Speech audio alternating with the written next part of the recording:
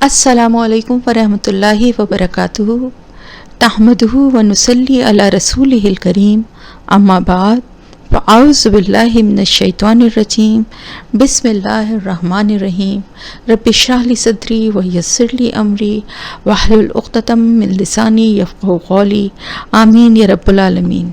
तफ़सीर आयत नंबर 66 से सूरह अल आराफ।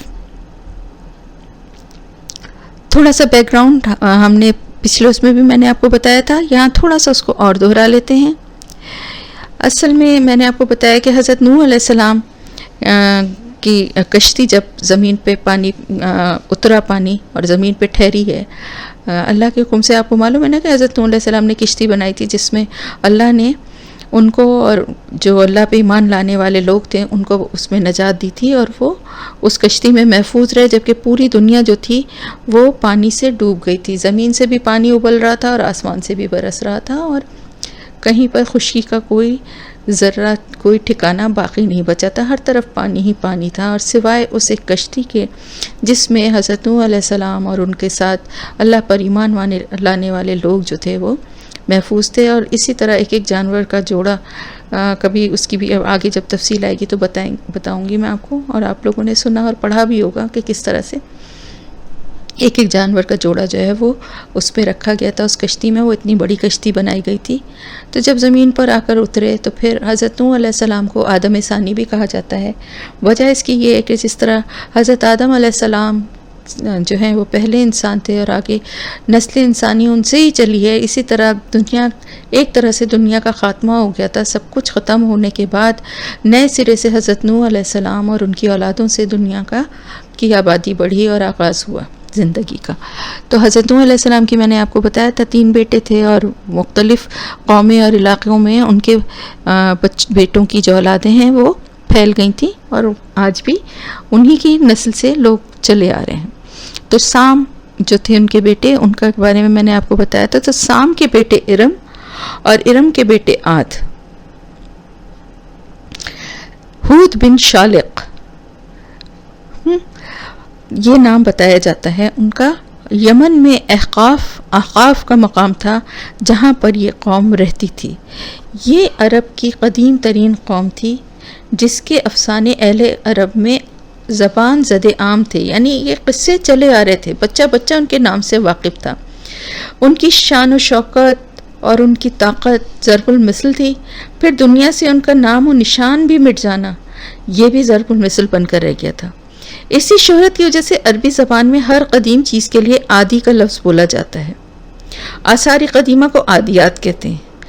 जिस ज़मीन के मालिक बाकी ना रहे हों और जो आबाद ना होने की वजह से वीरान पड़ी हो उसे आदिउल अर्द कहा जाता है। यानी आदि का मतलब ये है कि जो जिस चीज़ का नामो निशान मिट जाए या जो वीरान और बर्बाद हो। कदीम अरबी शायरी में भी बड़ी कसरत से इस कौम का जिक्र मिलता है। अरब के जो माहिरीन अंसाब यानी जो पिछली कौमों के बारे में जो लिखते हैं, ये भी एक इल्म होता था ना कि पिछली कौमों का सीना बसीना चला आता था, क्योंकि पहले इतनी ज़्यादा तरक्की तो नहीं थी। तो एक दूसरे के ज़रिए वो बातें जो है नस्ल दर नस्ल आती थी। तो उसमें सबसे पहले जो तबाह की हुई कौमें थीं उनमें सबसे पहले इसी कौम का नाम आता था।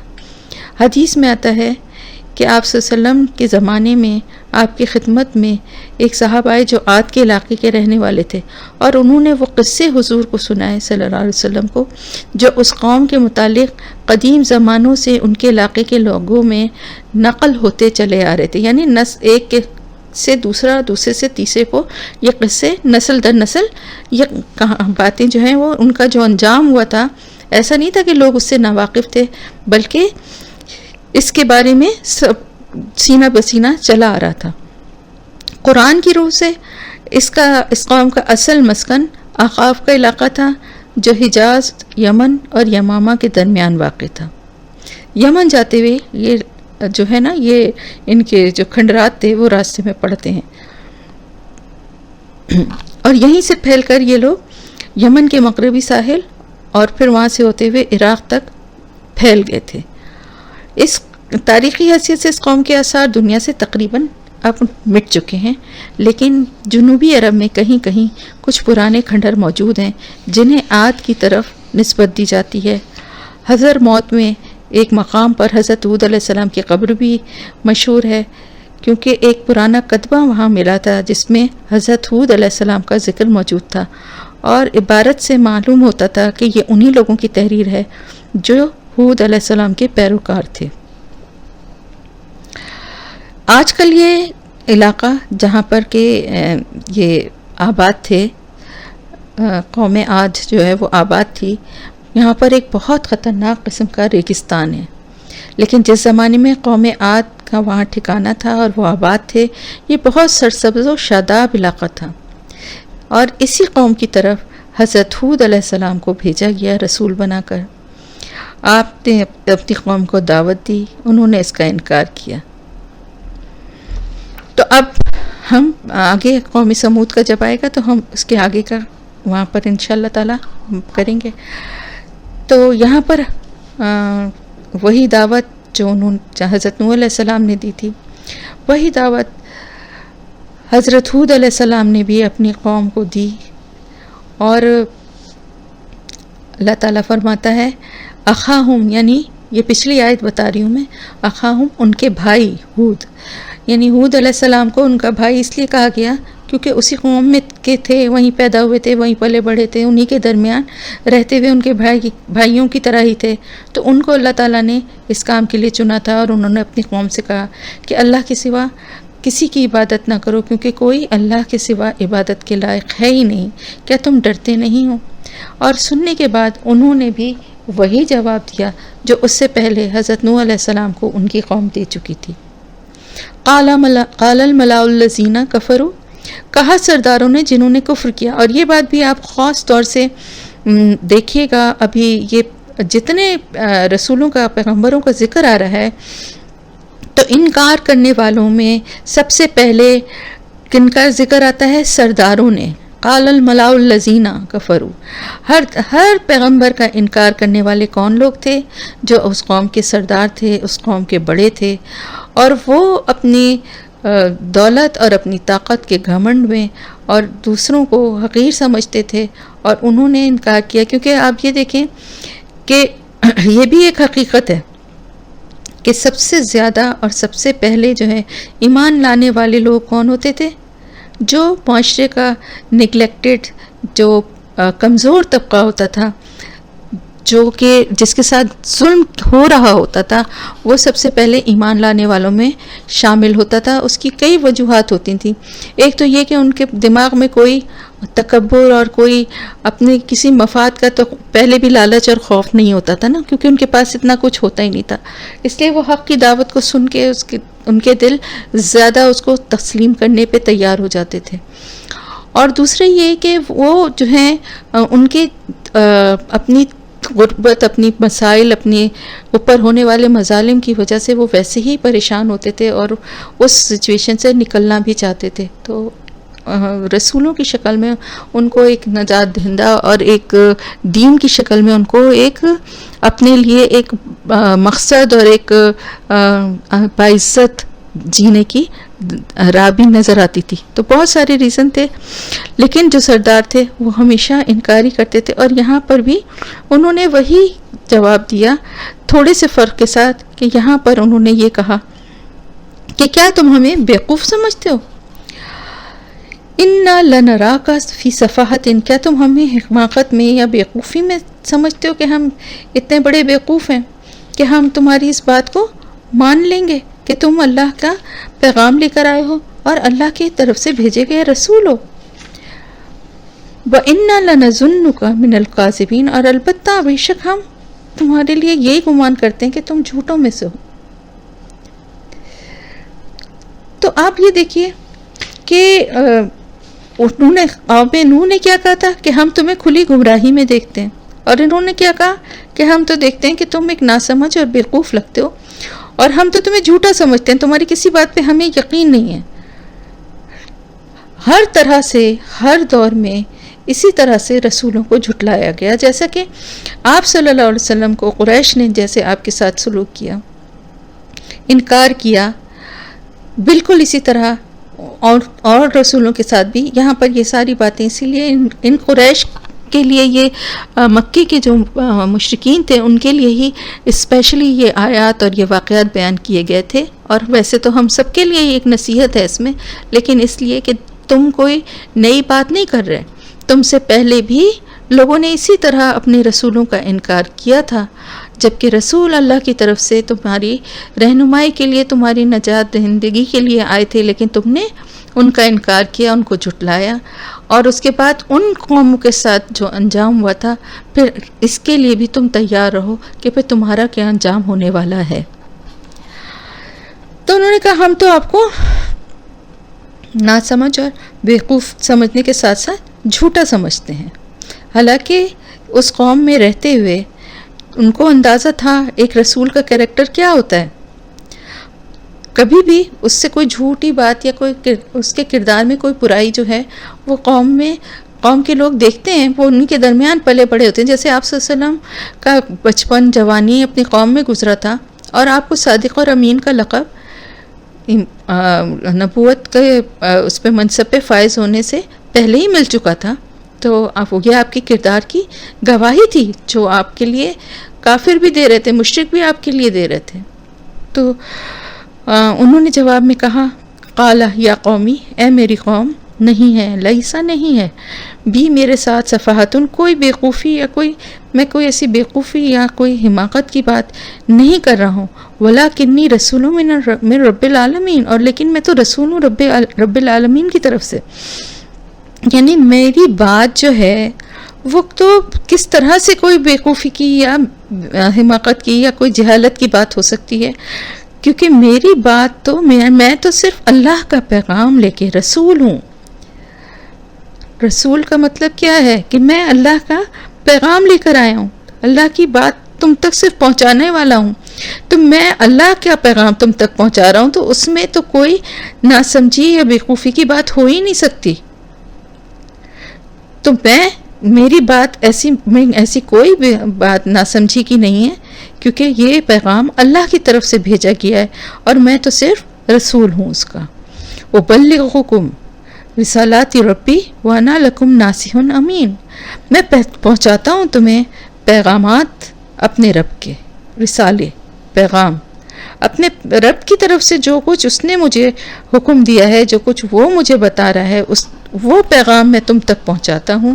اور میں تو تمہارے لیے ناصح امین، خیر خواہ بھی ہوں اور امانت دار ہوں. ہر رسول جو ہے وہ ناصح بھی ہوتا ہے اور امین بھی ہوتا ہے. ہمارے نبی کا تو لقب ہی تھا نا. ناصح اس لیے ہوتا ہے کہ ہر رسول یا پیغمبر جو بھی آتا ہے وہ اپنی قوم کا سب سے زیادہ خیر خواہ ہوتا ہے. جیسے آپ صلی اللہ علیہ وسلم تھے، اپنی امت کے لیے کتنی خیر خواہی تھی، کتنی یعنی لوگوں کی سرکشی، زد اور نافرمانی کے باوجود کتنی خیر خواہی سے ان کا بھلا چاہتے ہوئے کوشش جاری رکھتے رہے، کرتے رہے یہاں تک کہ کامیاب ہو گئے. اور آپ کو کامیاب ہونا ہی تھا، اور ہر رسول کامیاب ہے. یہ بات بھی میں آپ کو بتا چکی ہوں نا کہ ہر رسول، ہر پیغمبر جو آیا ہے وہ کامیاب ہے.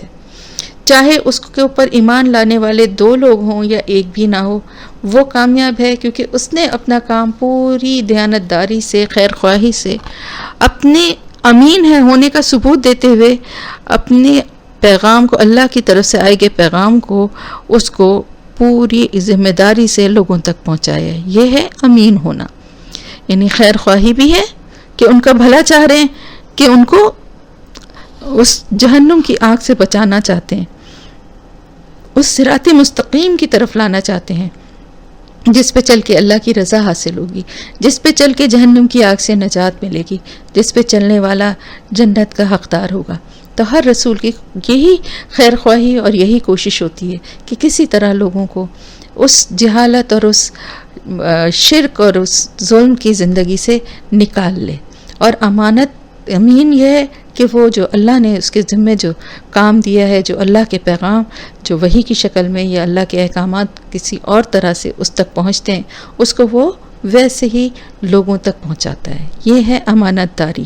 امین ہونے کا مطلب یہی ہوتا ہے نا کہ کسی بھی چیز میں امانت میں ذرا سی بھی جو ہے وہ کمی یا بیشی نہ کرے. تو یہی ایک رسول کا کام ہوتا ہے. تو اس میں نصیحت کیا ہے ہمارے لیے نصیحت یہ ہے کہ جو بھی دین کا کام کرتا ہے اس کے لیے یہ دونوں چیزیں بہت ضروری ہیں. ایک تو یہ کہ لوگوں کی خیر خواہی اس کے دل میں ہونی چاہیے. اپنی برتری یا اپنی علمیت جھاڑنے کا شوق نہیں ہونا چاہیے، بلکہ لوگوں کی خیر خواہی جو ہے نا وہ مقصد ہونا چاہیے کہ کسی طرح سے لوگوں کو سیدھے راستے کی طرف لے آئے.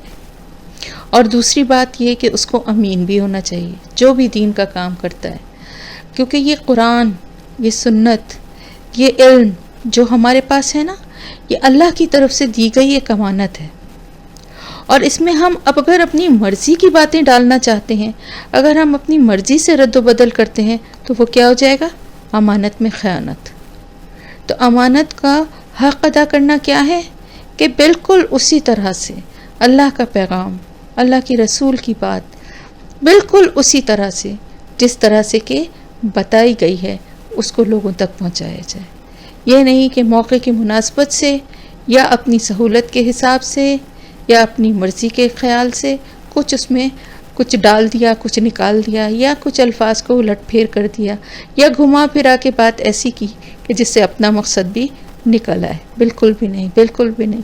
کلیئر اور اسٹریٹ فارورڈ ہونا چاہیے. اللہ کی بات، اللہ کی کتاب کے علم کے حوالے سے خاص طور سے جب بات ہو، اللہ کے رسول کی جب سنت کے حوالے سے جب بات ہو، تو انسان کو بالکل کلیئر اور اسٹریٹ فارورڈ ہونا چاہیے.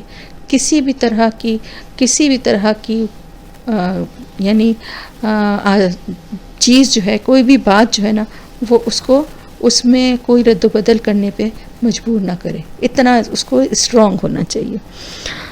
اواجبتم ان جاءکم، کیا تم تعجب کرتے ہو اس پہ کہ آیا تمہارے پاس، ایک نصیحت آئی ہے تمہارے پاس تمہارے رب کی طرف سے ایک شخص پر، تم ہی میں سے، تاکہ وہ ڈرائے تمہیں، خبردار کرے تمہیں. وَاذْكُرُوا إِذْ جَعَلَكُمْ، اور یاد کرو جب اس نے بنایا تمہیں خلفاء، جانشین، من بعد قوم نوح کے بعد، وزادکم، اور اس نے زیادہ دی تمہیں، فی الخلقی، تخلیق میں، ساخت میں، بسطتاً، فراغی، پھیلاؤ.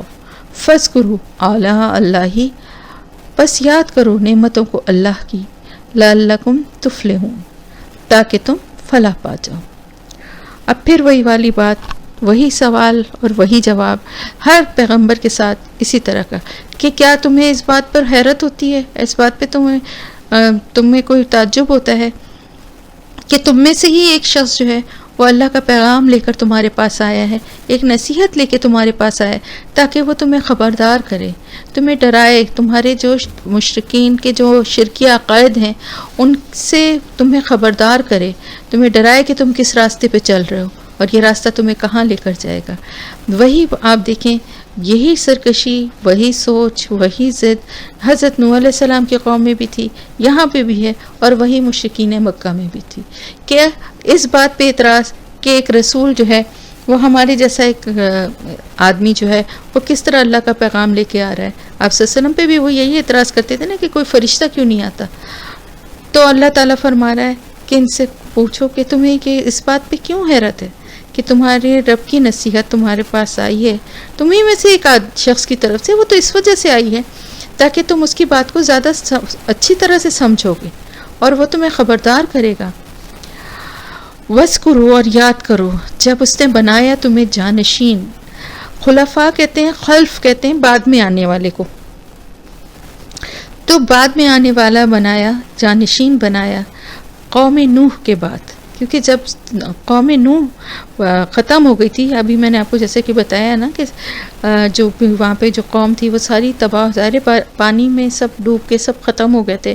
تو پھر حضرت نوح علیہ السلام اور ان کے جو بیٹے اور جو کچھ مومنین بچے تھے ان کے ذریعے نسل چلی تھی نا، تو اللہ تعالیٰ یہ فرما رہا ہے کہ تم یہ یاد کرو کہ کس طرح سے، کیا تم اللہ کے لیے کچھ مشکل تھا کہ تم کو بھی اسی میں تباہ نہ کر دیتا، لیکن اللہ نے تمہیں جانشین بنایا قوم نوح کے بعد. جب قوم نوح تباہ و برباد ہوئی تو پھر اس کے بعد دوسری قوم جس کو عروج ملا اللہ تعالیٰ کی طرف سے، یہ قوم عاد تھی. ان کے جو آگے خاص بات آ رہی ہے کہ وزادکم فی الخلق بسطۃ، اور اس نے تمہیں تمہاری جسمانی اعتبار سے تمہاری ساخت میں تمہیں کشادگی اور فراغی دی، کیونکہ یہ بڑے قداور تھے، بڑے لہیم شہیم تھے۔ اس قوم کو اللہ تعالیٰ نے دنیاوی طور پر بڑا عروج بخشا تھا۔ شداد کا ذکر آپ نے سنا ہوگا، جس نے دنیا میں ہی جنت بنانے کی کوشش کی تھی، اسی قوم کا بادشاہ تھا۔ اب اس کی جنت اور اس کے شہر کے کھنڈرات کا سراغ مل چکا ہے۔ یہ عرب کے جنوبی صحرا میں دریافت ہوئے ہیں، جہاں کی ریت بہت باریک ہے، وہاں آنا جانا بہت مشکل ہے، لیکن سیٹلائٹ کے ذریعے زیر زمین شداد کے اس شہر کا سراغ ملا ہے، جس کی فصیل پر 35 برج تھے، یعنی دنیا میں ہی اس نے جنت بنائی تھی۔ اگر آپ لوگوں نے پڑھا ہوگا تو آپ لوگ جانتے ہی ہوں گے، اور اگر نہیں پتہ تو میں بتا دیتی ہوں کہ شداد ایک بڑا یعنی بادشاہ تھا، اور بہت طاقتور، اور مالی دولت اور خزانے مطلب مالی اعتبار سے یہ لوگ بڑے، ان کے پاس اللہ کی طرف سے دیے گئے خزانے تھے، اور اس کی وجہ سے اس نے ایک ارادہ کیا تھا کہ میں دنیا پر ہی مطلب مجھے اللہ کی جنت کی کیا ضرورت ہے۔ مطلب سرکشی میں حد سے بڑھی ہوئی قوم تھی کہ اس نے یہ سوچا کہ میں اللہ تعالیٰ کی جنت میں اگر مجھے جگہ نہیں بھی ملے گی تو میں تو اپنی جنت خود ہی بنا لوں گا۔ اور اس نے جو کہا جاتا ہے کہ بے انتہا کوئی خوبصورت، جیسے کہ اس کے تو صرف کھنڈرات ہی ملے ہیں، اور بہت خوبصورت جنت بنائی تھی، جس میں ہیرے جواہرات اور درختوں اور طرح طرح کی خوشبوئیں اور بہت ہی ایسے انتظام کیے تھے کہ جس کا بس کوئی اب اس وقت تصور بھی نہیں کر سکتا، ایسی اس نے وہ بنائی تھی۔ اور جس وقت وہ کمپلیٹ ہوئی اور وہ دیکھنے کے لیے اس جنت کو جب وہاں اس کے دروازے تک پہنچا تو ایک اس کا پاؤں ابھی گھوڑے کے اس پر تھا اور ایک اس کا پاؤں نیچے تھا، کہ اللہ کے حکم سے اس کی روح قبض کر لی گئی۔ اس جنت کو اندر جا کے اس کو دیکھنا بھی نصیب نہیں ہوا۔ تو یہاں پر میں جو بتا رہی ہوں وہ یہ ہے کہ جب انہوں نے ان کو اتنی جسمانی قوت اور طاقت بھی دی تھی، اور بہت بہت اللہ کی طرف سے ان کو عروج بھی ملا تھا، تو یہ سب اللہ کے احسانات تھے ان کے اوپر۔ اعلیٰ فذکروا اعلیٰ نعمتوں کو، فبأي آلاء ربكما تكذبان پڑھتے ہیں نا نعمتوں کو، تو یہاں پر بھی وہی کہ یاد کرو نعمتوں کو اللہ کی، تاکہ تم فلاح پا جاؤ۔ یعنی کیا کیا تم کو نعمتیں اللہ کی طرف سے دی گئی ہیں، تم ان کو ذرا سوچو، اور پھر اس کے بعد تم اللہ کی نعمتوں کو یاد کر کے ہی اللہ کی طرف آ جاؤ، تاکہ تم فلاح پا جاؤ۔ قالو، انہوں نے کہا، اجئتنا، کیا آیا ہے تو ہمارے پاس، لنعبد اللہ، کہ ہم عبادت کریں اللہ کی، وحدہ، صرف ایک اسی کی، ونذر، اور ہم چھوڑ دیں ما جو کانا تھے یعبدو عبادت کرتے آباؤنا ہمارے آباء و اجداد، فاتنا پس لیا ہمارے پاس، بما ساتھ اس کے جو تعیدنا تو دھمکی دیتا ہے ہمیں، ان کنتا اگر ہے تو، من الصادقین سچوں میں سے۔ اب انہوں نے کیا کہا؟ انہوں نے کہا کہ تم ہمارے پاس یہ پیغام لے کر آئے کہ ہم صرف ایک اللہ کی عبادت کریں اور باقی سب کو چھوڑ دیں جن کی عبادت ہمارے باپ دادا کیا کرتے تھے۔ یہاں پر یہ ایک اہم بات ہے کہ جس کو آپ ذرا غور کریے گا، کہ ایسا نہیں تھا کہ یہ قوم اللہ سے واقف نہیں تھی یا اللہ کو مانتی نہیں تھی، نہ تو یہ اللہ کی منکر تھی، نہ یہ اللہ سے ناواقف تھی، نہ اسے اللہ کی عبادت سے انکار تھا۔ اصل انکار کس بات پہ تھا؟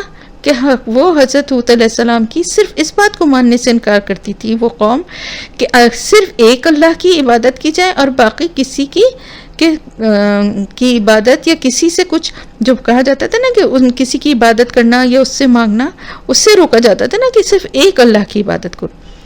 تو وہ کہتے ہیں کہ اگر تم سچوں میں سے ہو تو لے آؤ ہمارے اوپر وہ عذاب، ہم تو یہ نہیں کر سکتے کہ ہم صرف ایک کی عبادت کریں، صرف ایک اللہ کی عبادت کریں اور باقی سب کو ہم چھوڑ دیں۔ تم ہمارے پاس یہ پیغام اگر لے کر آئے ہو تو یہ ہم نہیں کر سکتے، اور اگر تم ایسا ہی ہے تو لے آؤ وہ عذاب۔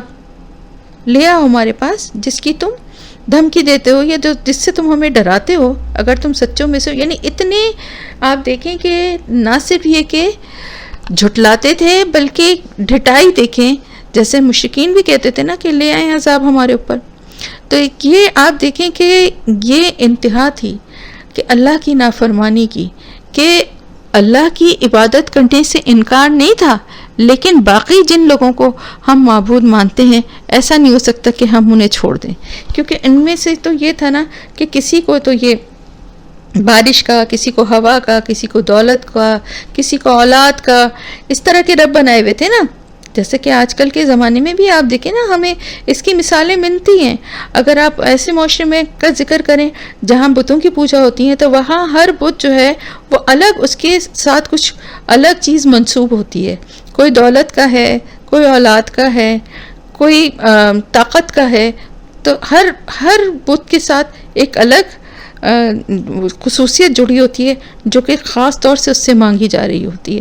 اگر آپ ان سے بھی پوچھیں تو وہ کہیں گے وہ بھی ایک اللہ کو ان میں سے بھی اکثر لوگ مانتے ہیں، لیکن ساتھ ہی ساتھ ان سب کی بھی پوجا کرتے ہیں. بالکل وہی عقیدہ ہم مسلمانوں کے ہاں بھی آ گیا کہ لوگ کسی انسان کو مشکل کشا کہنے لگتے ہیں، حالانکہ مشکل کشائی سوائے اللہ کے اور کسی کے پاس نہیں ہے. کسی کو گنج بخش کے نام سے پکارتے ہیں. گنج بخش کا کیا مطلب ہے؟ گنج کہتے ہیں خزانے کو، بخش کہتے ہیں بخشنے کو. اللہ کے سوا کوئی کسی کو خزانہ بخش سکتا ہے؟ کسی کے لیے داتا بولتے ہیں، کسی کے لیے مولا بولتے ہیں، کسی کو غریب نواز بولتے ہیں، کسی کو غوث یعنی لوگوں کی فریاد سننے والا کہا جاتا ہے. لیکن یہ بات نہیں سمجھتے کہ کوئی ان میں سے کوئی بھی کوئی زور نہیں رکھتا کہ کسی کی مدد کو پہنچ سکے، کسی کی فریاد کو سن سکے. یہ صرف لوگوں نے اپنے دل بہلانے کے لیے مختلف نام رکھ دیے ہیں، اور اصل جو ہے نا یہ ان چند ناموں سے جو ہے یہ انہوں نے ان کے لیے وہ چیزیں مخصوص کر دی ہیں جو کہ صرف خالصتاً اللہ سے منسوب ہونی چاہیے. تو یہی بات جو ہے وہ بھی کہتے تھے.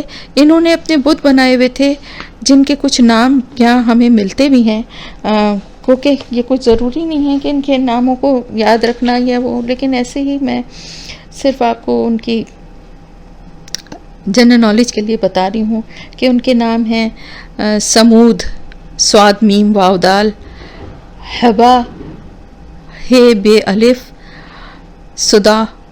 یہ ان کے کچھ بتوں کے نام ہیں. جیسے آپ کو پتہ ہے نا کہ حضرت نوح علیہ السلام کی قوم نے جو بت بنائے تھے، یعوث، یعوق، نصر، یہ ان کے بتوں کے نام تھے جن کی وہ پوجا کیا کرتے تھے. تو یہ تو صرف میں تذکرتاً بتا رہی ہوں، اس سے یاد رکھنا یا یاد کرنے کی کوئی ایسی بات نہیں ہے. تو انہوں نے یہ کہا کہ ہم جس طرح سے ہم نے مختلف بنائے ہوئے ہیں جن کے ہمارے باپ دادا جن کی عبادت کرتے آ رہے ہیں، جن سے مانگتے آ رہے ہیں، ہم ان سب کو نہیں چھوڑ سکتے. اور اگر ایسا ہی ہے اور تم اتنے ہی سچے ہو تو لے آؤ ہمارے پر وہ عذاب جس سے تم ہمیں ڈراتے ہو. قالا، اس نے کہا، کس نے؟ حضرت ہود علیہ السلام نے کہا، قد بلا شبہ وقع پڑ چکی علیکم تم پر من ربکم تمہارے رب کی طرف سے رجسن ناراضگی یا ناپاکی، اور یہ لفظ عذاب کے لیے بھی آتا ہے، وغضبن اور غضب. اتجادلوننی، کیا تم جھگڑتے ہو مجھ سے، فی اسمائن چند ناموں کے بارے میں، سمیتموہا نام رکھ لیا تم نے ان کا، انتم تم نے، و آباؤکم اور تمہارے آبا اجداد نے، ما نزل اللہ نہیں اتاری اللہ نے، بہا من سلطان ساتھ ان کے کوئی دلیل. فانتظروا پس انتظار کرو، انی معکم من المنتظرین پس بے شک میں بھی تمہارے ساتھ انتظار کرنے والوں میں سے ہوں. اب انہوں نے کیا کہا حضرت ہود علیہ السلام نے؟ حضرت ہود علیہ السلام نے کہا کہ ایک طرف تو تم اللہ کو خود ہی رب اکبر بھی کہتے ہو، تو اس نے کوئی ایسی سند، کوئی ایسی بات بتائیے کہ جس کے حوالہ دے کے تم یہ بات کہتے ہو کہ یہ جو تمہارے بنائے ہوئے خدا ہیں ان کو اللہ تعالیٰ نے یہ کوئی حق عطا کیے ہیں یا کوئی ایسی طاقت ان کے حوالے کر دی ہے، اور اس نے کہیں یہ فرما دیا ہے کہ میں نے فلاں کو اپنی خدائی کا یہ کچھ حصہ منتقل کر دیا ہے، کسی کو میں نے یہ اجازت دے دی ہے کہ وہ میری طرف سے کسی کی مشکل کشائی کر دے، کسی کو اولاد دے دے، کسی کو خزانہ دے دے. یہ تم نے اپنے ہی وہم و گمان سے اللہ کی خدائی میں جس کو جتنا چاہا اس کا حصہ تم نے بنا دیا ہے، اور اس کے نتیجے میں اللہ کی طرف سے تمہارے اوپر جو ہے وہ ایک عذاب اور اللہ کا غضب جو ہے وہ تو پڑ ہی چکا ہے. یعنی تم تو اپنی اس بات کے وجہ سے تم تو اس مستحق ہو ہی عذاب کے. یہ اللہ کی رحمت تھی نا کہ اللہ ان کو پھر بھی ایک موقع دے رہا تھا کہ وہ اپنے آپ کو سدھار لیں، اپنی اصلاح کر لیں اور اللہ کے بتائے ہوئے راستے کی طرف واپس آ جائیں. تو وہ کہہ رہے ہیں تم مجھ سے جھگڑتے ہو ان چند ناموں کے بارے میں، جیسے میں نے آپ کو نام بتائے تھے نا کہ جو انہوں نے اپنے بتوں کے بنائے، جو تم نے اور تمہارے باپ دادا نے خود ہی رکھے ہیں. یعنی وہ بنائے بھی تم نے خود اور ان کے نام بھی تم نے خود رکھے. اللہ کی طرف سے کوئی ایسی دلیل، کوئی ایسی سند نہیں ہے کہ اللہ نے ان کو یہ کاموں کے لیے چن لیا یا ان کو یہ اختیارات میں سے اپنے حصے دار بنا کے ان کو یہ ذمہ داریاں دے دی ہیں کہ یہ کام وہ کریں گے تمہارے لیے. جب ایسا کچھ بھی نہیں ہے اور اس کے باوجود تم اپنی اس جہالت پہ، اپنی اس شرک پہ ڈٹے ہوئے ہو، تو بے شک تم اپنے اوپر عذاب کے حقدار بن چکے ہو، اللہ کے غضب اور اللہ کے عذاب کے. اب تو بس تم انتظار کرو اور میں بھی تمہارے ساتھ انتظار کرنے والوں میں سے ہوں. یعنی اب تو اگر اتنی ہی ڈٹائی ہے اور کسی طرح سے بھی تم نہیں ماننے والے ہو تو پھر تم بھی انتظار کرو اور میں بھی انتظار کرتا ہوں تمہاری طرح کب تمہارے اللہ کی پکڑ میں آتے ہو تم. فَأَنْجَيْنَاهُ پس نجات دی ہم نے اسے، وَالَّذِينَ اور ان لوگوں کو جو مَعَهُ اس کے ساتھ تھے، بِرَحْمَةٍ اپنی رحمت کے ساتھ، منا اپنی طرف سے، وَقَطَعْنَا اور کاٹ دی ہم نے، دَابِرَ الَّذِينَ جڑ ان لوگوں کی، کذبوا جنہوں نے جھٹلایا، بِآیاتنا ہماری آیات کو، وَمَا كَانُوا مُؤْمِنِينَ اور نہ تھے وہ ایمان لانے والے. اب اللہ تعالیٰ نے پھر آگے جو ہے وہی جو اللہ کا طریقہ کار ہے کہ جو اللہ کا رسول اور اس کے ساتھ ایمان لانے والے ہوتے ہیں ان کو اللہ اپنی رحمت سے بچا لیتا ہے. تو اللہ تعالیٰ فرما رہا ہے کہ ہم نے نجات دے دی ان لوگوں کو، یعنی اپنی مہربانی سے اللہ پاک نے ان لوگوں کو جو حضرت ہود علیہ السلام کے ساتھ ایمان لے آئے تھے اور ان کو وہاں سے اللہ تعالیٰ نے محفوظ کر دیا، اور باقی سب کا حشر یہ کیا کہ ان کی بنیادیں، ان کی جڑیں تک ختم کر دیں، وہ پوری ان کی نسلیں ختم ہو گئیں. اور اس کا جو عذاب کی جو ڈیٹیل ہے یہاں اس کی اتنی تفصیل تو نہیں آئی ہے، مختصراً میں آپ کو بتا دوں کہ قرآن میں آگے کئی مقامات پر جب آئے گا تو پھر اور ڈیٹیل میں ہم اس کو بتاؤں گی میں آپ کو کہ ان کے اوپر بڑی سخت تیز و تند ہوائیں، آندھیاں، سخت آندھی بھیجی گئی جو ان پر برابر 7 رات اور 8 دن چلتی رہی. اور اس کے نتیجے میں یہ لوگ ایسے ہو گئے جیسے کھجور کے درختوں سے تنے الگ ہوں اور شاخیں الگ. ہوا یہ تھا کہ وہ ان ہوائیں تیز و تند جو تھیں ان میں سے ایک ایک کو اٹھا کر آسمان کی بلندی کی طرف لے جاتی تھیں اور وہاں سے زمین پر پٹک دیتی تھی، جس سے سر الگ ہو جاتا تھا اور دھڑ الگ ہو جاتا تھا. استغفر اللہ. جیسا کہ اللہ تعالیٰ قرآن میں خود فرما رہا ہے کہ ان کی جڑ کاٹ دی گئی، یعنی ان کا نام و نشان تک دنیا میں باقی نہ چھوڑا. اور یہ بات اہل عرب کی تاریخی روایت سے بھی ثابت ہے، اور جو بھی ریسرچ کرنے والے ہیں وہ بھی اس بات پر گواہی دیتے ہیں کہ عاد اولا، یہ عاد اولا کہلاتے تھے، نہیں پہلے عادی قوم عاد کے پہلے آنے والے لوگ، ان کا ذکر ہے. یہ بالکل تباہ ہو گئے اور ان کی یادگاریں تک دنیا سے مٹ گئیں. چنانچہ مورخین عرب انہیں عرب کی معدوم یعنی ختم نام و نشان مٹ جانے والی اقوام میں شمار کرتے ہیں. پھر یہ بات بھی عرب کی تاریخ میں موجود ہے کہ عاد کا وہ حصہ باقی رہا جو حضرت ہود علیہ السلام کا پیرو تھا، یعنی جو ایمان لے آئے تھے اور حضرت ہود علیہ السلام کا ساتھ دیا تھا جنہوں نے، انہی کو بقایا عاد کا نام دیتے ہیں. یعنی تاریخ میں عاد ثانیہ یعنی بعد میں آنے والے عاد، یعنی عاد قبیلہ جو تھا نا اس کے سمجھیے 2 حصے ہو گئے. ایک حصہ وہ تھا جو کہ منکرین اور مشرکین کا تھا، وہ ان کی نسلیں تک ختم ہو گئیں، ان کے اوپر عذاب کی ایسی آندھی آئی کہ وہ ان کو یعنی کٹے ہوئے تنوں کی طرح کھجور کے جو ہے نا سر الگ اور دھڑ الگ ان کا حال ہو گیا. اور وہ بالکل ان کے نشانات تک مٹ گئے. لیکن جو حضرت ہود علیہ السلام پر ایمان لے آئے تھے وہ عاد قوم، ان کا وہ حصہ جو دوسرا حصہ تھا وہ پھر بعد میں موجود رہے، اور انہوں نے دوسری جگہ پہ جا کر وہ آباد ہو گئے.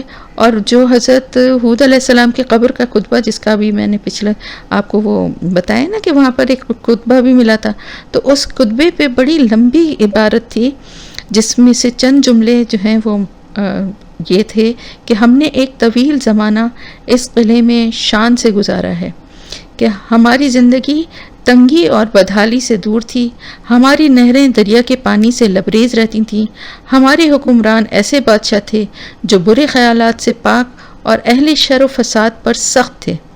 وہ ہم پر ہود علیہ السلام کی شریعت کے مطابق حکومت کرتے تھے اور عمدہ فیصلے ایک کتاب میں درج کر لیے جاتے تھے. ہم معجزات اور موت کے بعد دوبارہ اٹھائے جانے پر ایمان رکھتے تھے. یہ عبارت جو ہے قرآن کے اس بیان کی تصدیق کر رہی ہے کہ عاد کی جو قدیم شان و شوکت اور خوشحالی تھی اس کے وارث آخرکار وہی لوگ ہوئے جو حضرت ہود علیہ السلام پر ایمان لائے تھے. یعنی ان تمام چیزوں کا فائدہ اٹھانے والی آخر میں وہی قوم، وہی لوگ رہے جو کہ اللہ پر ایمان لے آئے تھے، حضرت ہود علیہ السلام کا ساتھ دیا تھا جنہوں نے. آگے اور بھی ان کا قصہ آئے گا اور مزید ہم ڈیٹیل اس وقت اور بھی کر لیں گے. اب یہاں پر تیسرا واقعہ شروع ہو رہا ہے. وَإِلَىٰ ثَمُودَ أَخَاهُمْ صَالِحًا، اور طرف سمود کے ان کے بھائی صالح علیہ السلام کو بھیجا. اب یہ 6000 سال سے زیادہ پرانا کا زمانہ تھا ان کا، جن کی بات ہو رہی ہے. حضرت صالح علیہ السلام سمود عرب قبائل میں سے تھے. سمود بن آصر بن ارم بن سام بن نوح کی اولاد میں سے تھے. سلسلہ دیکھیں کہاں سے کہاں جا کے مل رہا ہے، حضرت نوح علیہ السلام سے. قوم عاد کی تباہی کے بعد اس قوم میں سے جو نیک لوگ بچے تھے وہ ہجرت کر کے عرب کے شمال مغرب کے علاقے ہجر کی طرف، جو کہ ایک زرخیز علاقہ تھا، ہرا بھرا علاقہ تھا، وہاں جا کر انہوں نے یہ قوم آباد ہو گئی. جیسا کہ میں نے بھی آپ کو بتایا نا، کیونکہ جس جگہ اللہ کا عذاب آتا ہے وہ قیامت تک آباد اور پھل پھول نہیں سکتی. اب اس قوم نے وہاں آنے کے بعد زراعت اور تعمیر میں بہت ترقی کی. جیسا کہ ابھی میں نے آپ کو پڑھ کے بھی بتایا نا کہ نہریں ہماری پانی سے لبریز رہتی ہیں، اور زراعت میں بھی کمال، بہت ہی خوشحال اور زرخیز زمین، اور بہت ہی اللہ کی طرف سے ان کو جو ہے خوشحالی وہاں پہ جا کے میسر تھی. اور اس قوم کو تعمیر میں خاص جو ہے نا وہ ایک فوقیت تھی باقی قوموں کی نسبت سے. جیسا کہ میں آپ کو بتا رہی ہوں کہ اس قوم نے یعنی فن تعمیر میں بہت کمال اور ترقی حاصل کی تھی، اور پتھروں کو یعنی پہاڑوں کو تراشتے تھے. پتھروں کو بھی نہیں بلکہ پہاڑوں کو تراش کر گھر اور بناتے تھے، عمارتیں بناتے تھے. بہت ہی ترقی یافتہ قوم تھی یہ. خیبر سے 115 میل شمال مغرب کی طرف مدینہ اور شام کے راستے میں پڑتے ہوئے یہ علاقہ آتا ہے. تو اس یعنی یہ سب علاقے دیکھیں کہ جو قریش تھے وہ ان علاقوں سے بھی واقف تھے، ان قوموں سے بھی اور ان کے انجام سے بھی واقف تھے. آپ صلی اللہ علیہ وسلم غزوہ تبوک کے لیے جب آپ نے سفر فرمایا تو یہ علاقہ راستے میں پڑا، اور سب نے سمود کی بستی کو دیکھا جو تباہ ہو چکی تھی. آپ صلی اللہ علیہ وسلم نے وہاں پر ایک جگہ ایک کنویں کی نشاندہی کر کے بتایا کہ یہی وہ کنواں ہے جس سے حضرت صالح علیہ السلام کی اونٹنی پانی پیتی تھی، اور مسلمانوں کو ہدایت کی کہ صرف اسی کنویں سے پانی لینا، باقی کنووں کا پانی نہ پینا. پھر ایک پہاڑی درے کو دکھا کر آپ نے بتایا کہ اسی درے سے وہ اونٹنی پانی پینے کے لیے آتی تھی. چنانچہ وہ مقام آج بھی فج الناقہ کے نام سے مشہور ہے. ان کے کھنڈروں میں جو مسلمان سیر کرتے پھر رہے تھے، آپ نے ان کو جمع کیا اور ان کے سامنے ایک خطبہ دیا جس میں سمود کے انجام پر عبرت دلائی، اور فرمایا کہ یہ اس قوم کا علاقہ ہے جس پہ اللہ کا عذاب نازل ہوا ہے، لہٰذا یہاں سے جلدی سے گزر جاؤ. یہ سیر گاہ نہیں ہے بلکہ رونے کا مقام ہے. اس کی مزید تفصیل جو ہے وہ بھی ہمیں ملتی ہے کہ جب وہاں پر پہنچے تو لوگوں کو معلوم نہیں تھا، اور لوگوں نے جو ہے وہاں پر آٹا بھی گون لیا اور کھانا پکانے اور کرنے کے مطلب اس کی بھی تیاری شروع کر دی. تو آپ صلی اللہ علیہ وسلم نے فوراً جب دیکھا کہ یہاں پر یہ سب ہو رہا ہے تو آپ نے ان کے گھروں کے پاس مطلب کیونکہ رک گئے تھے نا، تو آپ نے حکم دیا کہ جو کچھ بھی چڑھایا ہے وہ سب ہانڈیاں الٹ دی جائیں اور گندھے ہوئے آٹے اونٹوں کو کھلا دیے جائیں، اور پھر فرمایا کہ یہاں سے کوچ کرو اور صرف اسی کنویں کے پاس ٹھہرو جس سے حضرت صالح علیہ السلام کی اونٹنی پانی پیتی. اور آئندہ فرمایا کہ ایسی عذاب والی جگہوں میں جا کر نہ رکو کہ جہاں پر اللہ کا عذاب نازل ہوا ہو، کہیں ایسا نہ ہو کہ تم بھی اس کا شکار ہو جاؤ. تو یہاں پر ایک اور بات بھی ہے کہ بہت سی ایسی جگہیں ہیں جو ویران اور جو ختم ہو گئی ہیں، جیسے موئنجو ڈڑو کے کھنڈرات ہیں، ٹیکسلا اور ہڑپا. تو ہمیں نہیں پتہ، کیونکہ دیکھیں نا 1,24,000 پیغمبر آئے تھے اور نہ جانے وہ دنیا میں کس کس مقام پر کہاں کہاں گئے. اور یہ جو قوم ہوئی جن کے آج ہمیں کھنڈرات ملتے ہیں، یا اور بھی بہت ساری جگہوں پہ امریکہ میں اور بہت ساری جگہوں پہ ایسی کھنڈرات موجود ہیں، لیکن قوموں کا نام و نشان مٹ چکا ہے. تو ہمیں معلوم نہیں ہے، لیکن یہ بات ہمیشہ ذہن میں رکھنی چاہیے کہ یہ کوئی تفریح گاہ نہیں ہے، یہ عبرت کا مقام ہے. ایک تو ویسے ہی بہت بڑی عبرت ہے کہ آج وہ گھر اور وہ جگہیں موجود ہیں، لیکن اس میں رہنے والے لوگ پوری ان کی نسلیں ختم ہو چکی ہیں، پتہ ہی نہیں کہ ان کے ساتھ ہوا کیا تھا. تو ایسی جگہوں سے گزرتے ہوئے احتیاط کرنا چاہیے کہ وہاں سے استغفار کرتے ہوئے، روتے ہوئے اور عبرت حاصل کرتے ہوئے گزر جائے. وہاں ٹھہر کے انجوائمنٹ کے لیے وہاں پر پکنک یا وہاں پہ تفریحی ٹرپس کے جو ہے نا وہ دورے جو اس کی پروگرامز نہیں بنانے چاہیے. بہرحال یہ تو ایک ضمنی بات آ گئی. تو بتایا یہ جاتا ہے کہ یہ علاقہ جو تھا، یعنی وہ اتنی خوبصورت بڑی بڑی عمارتیں بناتے تھے اور بہت لمبے تڑنگے مضبوط جسم کے تھے. جیسا کہ میں نے آپ کو بھی پہلے بھی بتایا نا، یہ انہی کی نسل تو تھی نا جو عادیوں کی، یعنی وہ قوم کے ہی لوگ یہ بھی تھے، اور اس سے بھی زیادہ یہ تھے.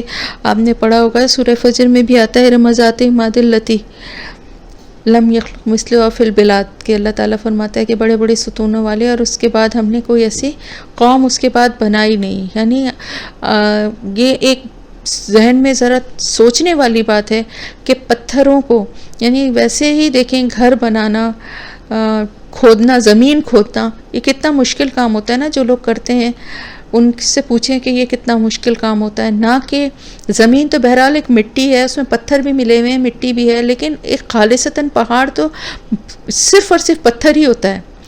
اور اس کو تراش کے، اور نہ صرف یہ کہ تراش کے، بلکہ اس میں مختلف کمرے اور مختلف اس میں منزلیں، بڑی بڑی عمارتیں بناتے تھے وہ.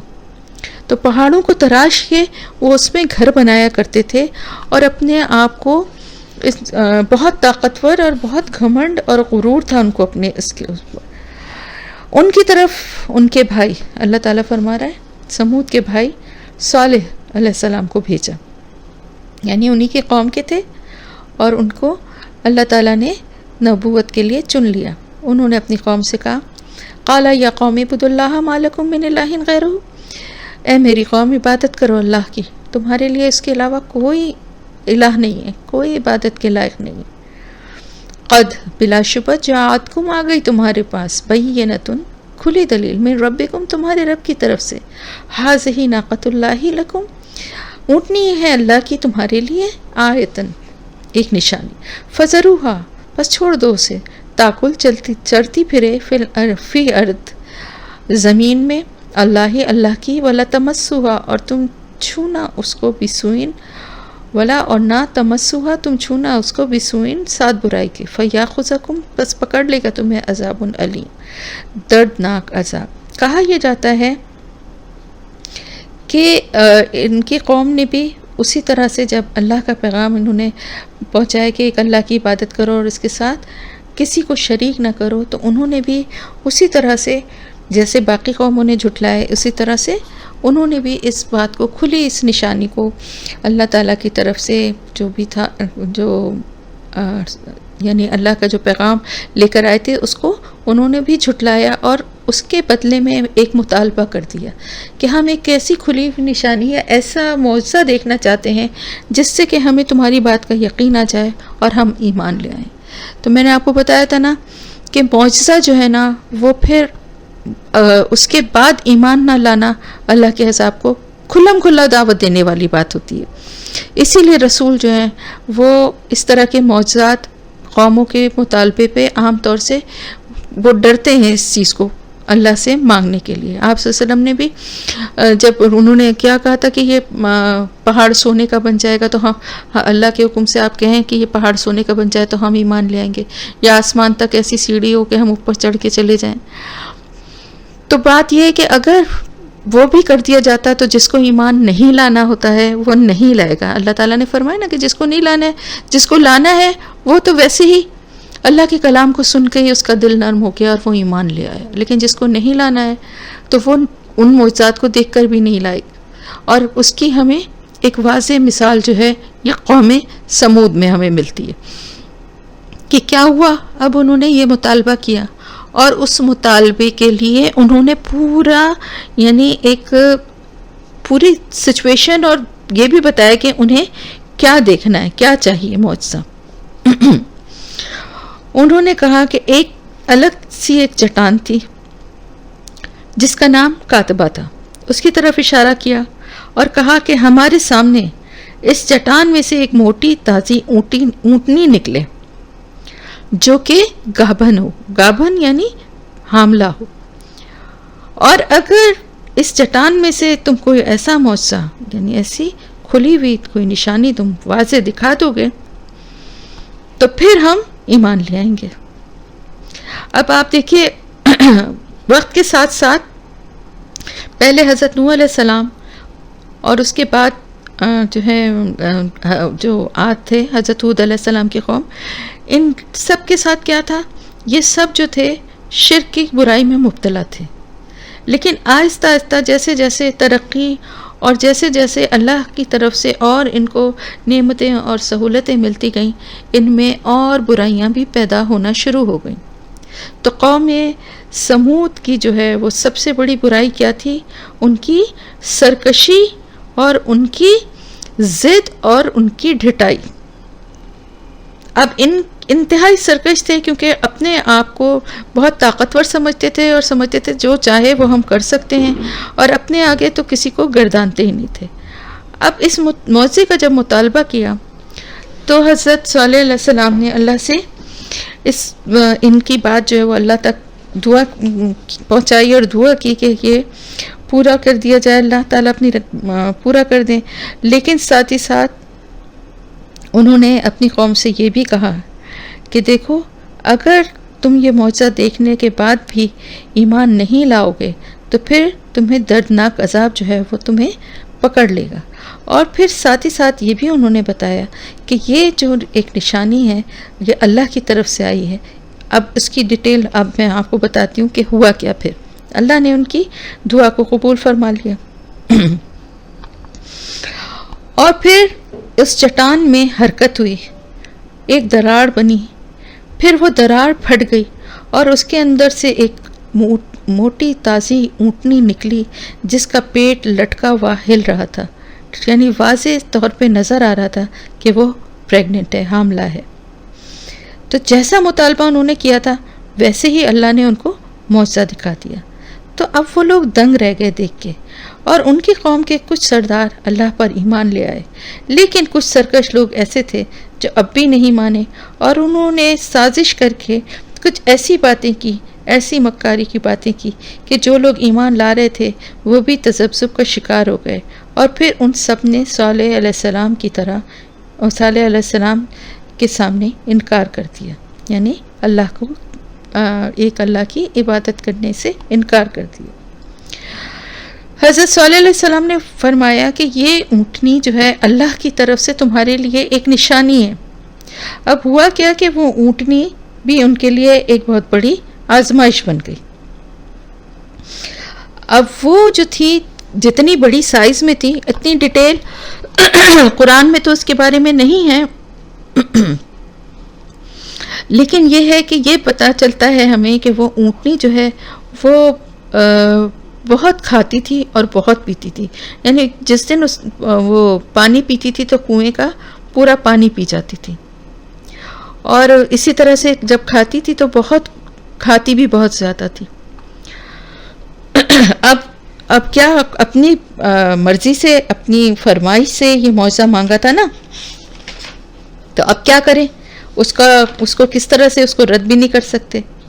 لیکن ساتھ ہی ساتھ یہ بھی ہوتا تھا ان کو کہ بھئی یہ تو بہت ہمارے لیے بڑا نقصان ہے کہ ہمارے کنویں کا سارا پانی ہمارے جانور اور ہم سب کس طرح سے پانی پئیں گے، اور کس طرح سے جو ہے یہ اتنا کھا جاتی ہے۔ تو انہوں نے کہا، حضرت صالح علیہ السلام نے کہا کہ یہ زمین میں جو کچھ بھی کھائے گی اس کو کھانے دینا، اور اس کو کسی بری نیت یا ارادے کے ساتھ نہ چھونا، ورنہ پھر دردناک عذاب تم ملے گا۔ اب بظاہر تو کچھ کرنے، مطلب ان کی کچھ ہمت نہیں ہوئی کہ فوری طور پہ کہ یہ کچھ کرتے، اس لیے برداشت کرتے رہے۔ اب وہ اونٹنی کیا تھی، اس کا دن مقرر کر دیا گیا، ایک دن اس اونٹنی کے لیے مقرر کر دیا گیا کہ ایک دن وہ پانی پیے گی، دوسرے دن یہ سب لوگ وہ پانی کنویں سے پانی استعمال کریں گے۔ اسی طرح وہ جہاں سے چاہے گی آزادانہ ان زمینوں میں چرتی پھرے گی۔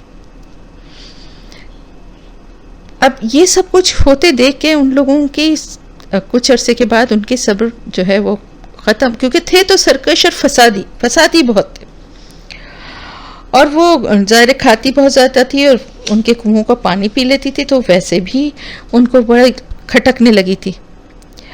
اب ہوتا کیا ہے کہ بعض دفعہ انسان ایسی دعائیں مانگتا ہے، ایسی بات کرتا ہے جو کہ اگر پوری ہو جائے تو وہ خود اس کے لیے ہی مشکل کا باعث بن جاتی ہے۔ انسان کو نہیں پتہ ہوتا کہ اس کی کوئی دعا اگر نہیں قبول ہو رہی تو اس کے پیچھے اللہ کی کتنی بڑی مصلحت ہوتی ہے، اس کا کتنا اجر بھی ملے گا، اور اللہ اس کو کتنے بڑے نقصان سے بھی محفوظ رکھ رہا ہے۔ بہرحال اب ہوا یہ کہ اس قوم کے کچھ فسادی لوگ تھے جنہوں نے کہ آگے جب آئے گا تو میں بتاتی ہوں، ابھی یہاں پہ ہم آگے حضرت صالح علیہ السلام نے کیا کیا اپنی قوم سے کہا اور کیا ہوا وہ میں بتاتی ہوں۔ تو وَاذْكُرُوا، اللہ تعالیٰ فرما رہا ہے اور یاد کرو، اِذْ جَعَلَكُمْ خُلَفَاءَ، جب اس نے بنایا تمہیں جانشین من بعد عاد، یعنی عاد کے اتنے برے انجام کے بعد، ان کی تباہی، ان کی کس طرح سے موت ہوئی، وہ سب یاد کرو تم کہ اللہ نے تمہیں کس طرح بچایا، کیونکہ اللہ کے حکم سے ظاہر جو اللہ کے پیغمبر تھے حضرت ہود علیہ السلام، وہ اپنے ماننے والوں کو لے کر پہلے ہی ہجرت کر اس علاقے سے نکل گئے تھے، تو اللہ تعالیٰ فرما رہا ہے کہ تمہیں ہم نے عاد کا جانشین بنایا، اس احسان کو اللہ کے یاد کرو، اور پھر تمہیں ایک ٹھکانہ دیا زمین میں، ایک ایسی جگہ تم کو ٹھہرنے کا، ایک ایسی جگہ تمہارا ٹھکانہ بنایا کہ جہاں پر تمہاری اتنی زرخیزی تھی اور جہاں تم اتنے آرام سے تم رہتے تھے، اور پھر وہاں پر تم تتخذون من سہولہا، تم بناتے ہو اس کی میدانوں میں اس کی نرم مٹی سے، سہول جو ہے وہ سہل کی جمع ہے، یعنی آسان، مٹی سے تو میدانوں کی مٹی سے تو آسانی سے بن جاتے ہیں نا، یعنی وَبَوَّاكُمْ، جو ٹھکانہ اللہ تعالیٰ نے ان کو دیا تھا وہ ایسی جگہ تھی کہ جہاں میدان بھی تھے اور پہاڑ بھی تھے، تو وہاں پر وہ محل بناتے تھے، گھر نہیں، بیوت نہیں کہا گیا بلکہ قصور کہا گیا ہے، قصر کی جمع ہے قصور، محلات بناتے تھے انتہائی، یعنی آپ اس سے اندازہ لگائیں کہ کتنے وہ ترقی یافتہ قوم تھی، تو وہاں پر وہ محلات بناتے تھے، میدانوں میں بھی، وَتَنْحِتُونَ الْجِبَالَ بُيُوتًا، اور تم تراشتے ہو پہاڑوں کو گھروں کی شکل میں، یعنی زمین میں تو بنانا آسان ہے، سہولہ اس کی نرم مٹی سے سہولت سے بن جاتا ہے، لیکن پہاڑوں کو تراشنا کتنا مشکل ہے، تو اس سے ہمیں پتہ چلتا ہے کہ کتنے ماہر تھے وہ، کتنے علوم وہ جانتے تھے، انجینئرنگ اور میتھمیٹکس، ریاضی، مطلب یہ ساری چیزوں کا ان کو، ایسے تو نہیں پہاڑوں کو کوئی تراش سکتا، پورا پہاڑ ہی نہ گر جائے، کوئی اوپر سے پتھر نہ آ جائے، تو کس طرح سے وہ کیلکولیٹ کرتے ہوں گے، کس طرح سے وہ میجرمنٹ کرتے ہوں گے، تو اس کا مطلب ہے کہ وہ ان کو ان علوم میں بھی بڑی مہارت حاصل تھی، اور وہ ان پہاڑوں کو تراش کے گھر بناتے تھے. کہا جاتا ہے کہ وہ 2 طرح کے گھر بناتے تھے. ایک تو میدانوں میں بناتے تھے جہاں وہ سردیوں میں رہتے تھے، دوسرے پہاڑوں کو تراش کر بناتے تھے جہاں پر وہ گرمیاں گزارتے تھے. یعنی بہت لیوش اور بڑی ایک جو کہنا چاہیے ہر لحاظ سے بڑی خوشگوار اور بڑی سہولتوں بھری، بڑی آسائشوں کے ساتھ زندگی گزار رہے تھے.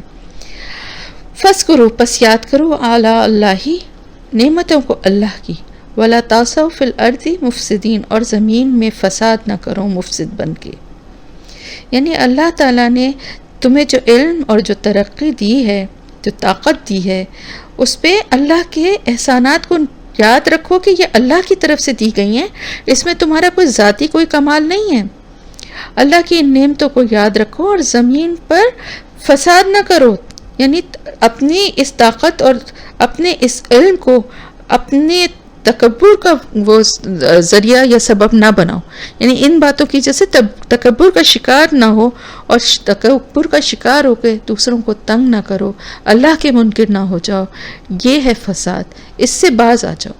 یہ اللہ کی نعمتوں کا شکر ادا کرو کہ اس پہ اللہ نے تم پر کیسی کیسی نعمتیں نازل کی ہیں، جو کہ دیکھیں اس سے پہلے کوئی قوم ایسی آپ نے ابھی تک نہیں ہم نے قرآن میں پڑھا، اور بعد میں بھی آپ دیکھیں کوئی ایسی قوم نہیں ہے کہ پتھروں کو بھی نہیں بلکہ پہاڑوں کو تراش کے اس کے اندر گھر بنانے والی. تو اللہ نے اگر یہ طاقت اور یہ علم تمہیں دیا ہے تو اس پر اللہ کی شکر گزار بنو، اللہ کی نعمتوں کو یاد رکھو اور فساد نہ کرو. قال الملأ الذین استکبروا کہا ان سرداروں نے جنہوں نے تکبر کیا. اب یہ متکبرین ہیں، انہوں نے تکبر کیا اپنی قوم میں سے. للذین استضعفوا ان لوگوں سے جو کمزور سمجھے جاتے تھے. لمن واسطے اس کے جو آمن منہم ایمان لے آئے تھے ان میں سے. اتعلمون کیا تم جانتے ہو انا بے شک صالح مرسل من ربہ بے شک صالح اللہ کی طرف سے بھیجا گیا ہے. اب ان سرداروں نے جو کہ تکبر کرتے تھے، اپنے کو بڑا سمجھتے تھے، اپنی قوم کے ان کمزور لوگوں سے جو کہ ایمان لے آئے تھے، پہلے ہی ایمان لے آئے تھے. میں نے جیسے کہ بتایا نا کہ ہر قوم میں کمزور لوگ جو تھے وہ پہلے ایمان لے آیا کرتے تھے، اور جو بڑے سردار اور بڑے حیثیت والے لوگ تھے وہ ان کے اوپر اور زیادہ سختی اور ظلم کیا کرتے تھے اس بات کی وجہ سے. تو انہوں نے ایک نئے انداز سے اپنی قوم کے ان کمزور لوگوں کو جو کہ ایمان لے آئے تھے ان کو اپنی اس سے متاثر رائے سے متاثر کرنے کا انداز تھا کہ بھئی تمہیں یقین ہے کہ یہ اللہ کے ہی بھیجے ہوئے رسول ہیں. کس بات سے تمہیں ایسا انداز ہوتا ہے؟ کیا ثبوت ہے تمہارے پاس؟ کس چیز مطلب یہ کہ یہ بھی ایک گمراہ کرنے والا، لوگوں کو دین سے دور لے جانے والا وہ ہے نا کہ بھئی رسول کی کس بات پہ تم ایمان لے آؤ؟ کیسے تمہیں پتہ چلا کہ یہ اللہ کی طرف سے بھیجے گئے رسول ہیں؟ اور حضرت صالح علیہ السلام کو تم کس طرح سے سمجھ رہے ہو کہ وہ اللہ کے رسول ہیں؟ انہوں نے کہا قالو انہوں نے کہا بے شک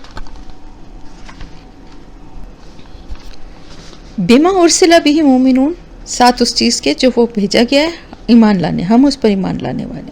یعنی جو ان کا انداز تھا پوچھنے کا کہ ایک طرح سے ان کو مزید شک میں ڈالنے والا، اس کا انہوں نے اتنا اچھا جواب دیا، انہوں نے اتنا پیارا جواب دیا کہ انہوں نے کہا جی ہمیں تو کوئی شک و شبہ ہے ہی نہیں، ہمیں تو یقین ہے کہ جو کچھ بھی اللہ نے ان کو جس چیز کے ساتھ بھیجا گیا ہے، جو کچھ وہ جس چیز کے ساتھ بھیجے گئے یعنی اللہ کے جس پیغام کو وہ لے کر آئیں ہم اس پر ایمان لانے والے ہیں.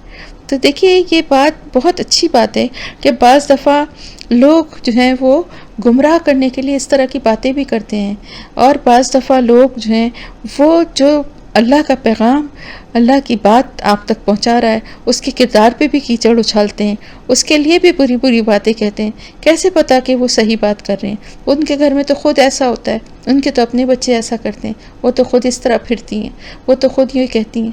تو ہمیشہ یہ بات یاد رکھیے کہ کبھی بھی کسی کی بھی بات میں آنے کے بجائے اس بات کو سنیے جو کہ وہ شخص کہہ رہا ہے. اور اس ایسے موقع پہ ہمیشہ ان لوگوں کی مثال یاد رکھیے کہ جن سے یہ بات کی گئی تھی، انہوں نے کتنا اچھا اور سمجھداری کا جواب دیا۔ انہوں نے کہا ہم تو جو چیز یعنی اللہ کا جو پیغام وہ لے کر آئے، ہم تو اس پر ایمان لے کر آئے، ہمیں یقین ہے پوری طرح سے۔ یہی طریقہ ہمارا بھی ہونا چاہیے کہ جو بھی صاحب علم لوگ ہیں، اللہ کی بات کرنے والے لوگ ہیں، اگر وہ صحیح بات کر رہے ہیں، اللہ کی بات کو، صحیح پیغام کو آپ تک پہنچا رہے ہیں، تو صرف ان کی ذات یا ان کے اوپر لگائے گئے الزامات کی وجہ سے ان کی بات کو سننے سے انکار نہیں کرنا چاہیے۔ قال الذین استکبروا ان بالذی آمنتم بہ کافرون۔ اب انہوں نے یہ جواب دیا، کھل کے سامنے آ گیا، انہوں نے کہا ٹھیک ہے، تمہاری مرضی ہے، تو تکبر میں تھے نا، تو ہم تو جس چیز پر تم ایمان لائے اس پر تو ہم ہرگز ایمان لانے والے نہیں ہیں۔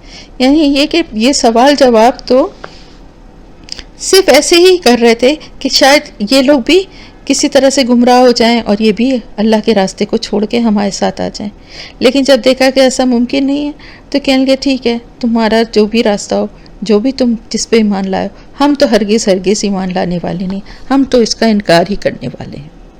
ایک بات اور بھی تھی کہ یہ کہنے کے ساتھ ساتھ یہ ان کو مرعوب بھی کرنا چاہ رہے تھے کہ اب اگر ایک معاشرے کے بڑے طبقہ جو ہے، جو صاحب حیثیت ہے، جو سردار ہیں، بڑی عہدوں پہ پوزیشنز پر پیسے والے لوگ ہیں، وہ یہ بات کہیں کہ جی تم اس پہ ایمان لائے ہو نا، ہم تو نہیں لانے والے، اور جب وہ دیکھیں کہ ایک طاقتور بااثر طبقہ اور اکثریت ان لوگوں کی جو ہے وہ انکار کر رہی ہے، تو وہ ویسے ہی پریشر میں آ جائیں، کیونکہ آپ کو پتہ ہے جو کمزور لوگ ہوتے ہیں وہ عام طور سے خوش رکھنے کی کوشش کرتے ہیں اور مرعوب ہوتے ہیں بڑے لوگوں سے، حیثیت والے پیسے والے لوگوں سے، اور یہ کوشش کرتے ہیں کہ کسی طرح یہ ان کی ناخوشی ہم نہ مول لے لیں، اور جو کچھ بھی وہ کہتے ہیں بعض دفعہ دل سے اس کو غلط بھی سمجھتے ہیں لیکن ان کا ساتھ دینے کی کوشش کرتے ہیں۔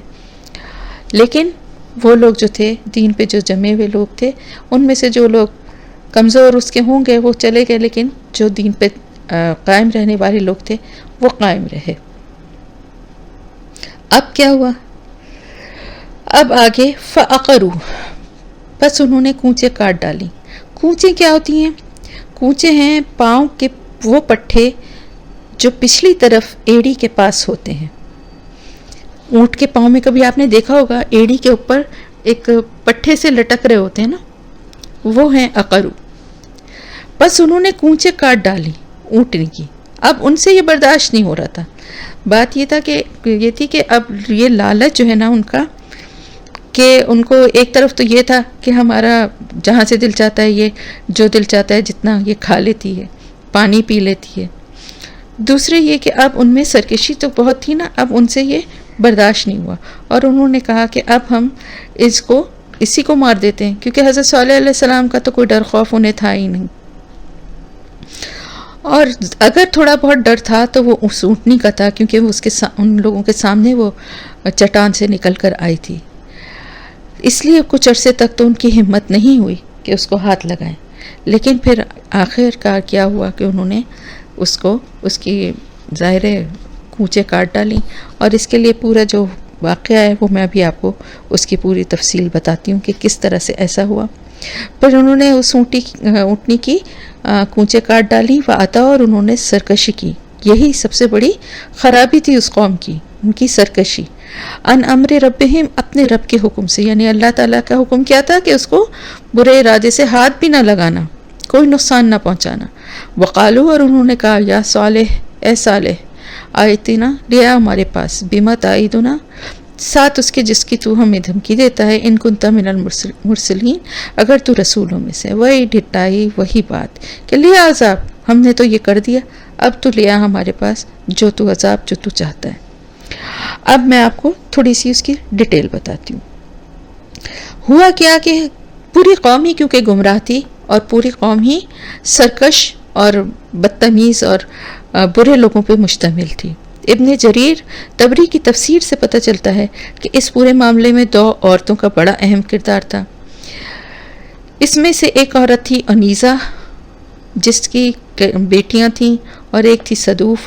ان دونوں نے کہا کہ ہم انیزہ نے اپنی بیٹی سے کہا جو کہ بڑی خوبصورت تھی، اور صدوف نے بھی یہی کہا کہ ہم اپنے آپ کو ان کے آگے پیش کر دیں گے جو اس اونٹنی کو ماریں گے۔ یعنی آپ دیکھیں، مرد تو مرد، عورتیں تک کتنے برے ارادوں اور برے خیالات اور بری نیتوں کی تھیں. تو انہوں نے کہا کہ ہم اس شخص کے لیے اپنے آپ کو پیش کر دیں گے جو اس اونٹنی کو ماریں گے. اس سلسلے میں نام بتائے جاتے ہیں قدار بن سالف، مصباح بن محرف. یہ دو لوگ تھے جو کہ سب سے پیش تھے. اس میں قدار بن سالف کا نام سب سے زیادہ پہلے لیا جاتا ہے اور اس کے ساتھ مصباح بن محرف تھا، اور پھر کچھ اور لوگوں کو بھی انہوں نے، یعنی 7 اور لوگ تھے، انہیں بھی ساتھ ملا لیا، اور پھر یہ کل ملا کر 9 لوگ ہو گئے. یہ لوگ ایک چٹان کے پیچھے چھپ گئے اور گھات لگا کر بیٹھ گئے.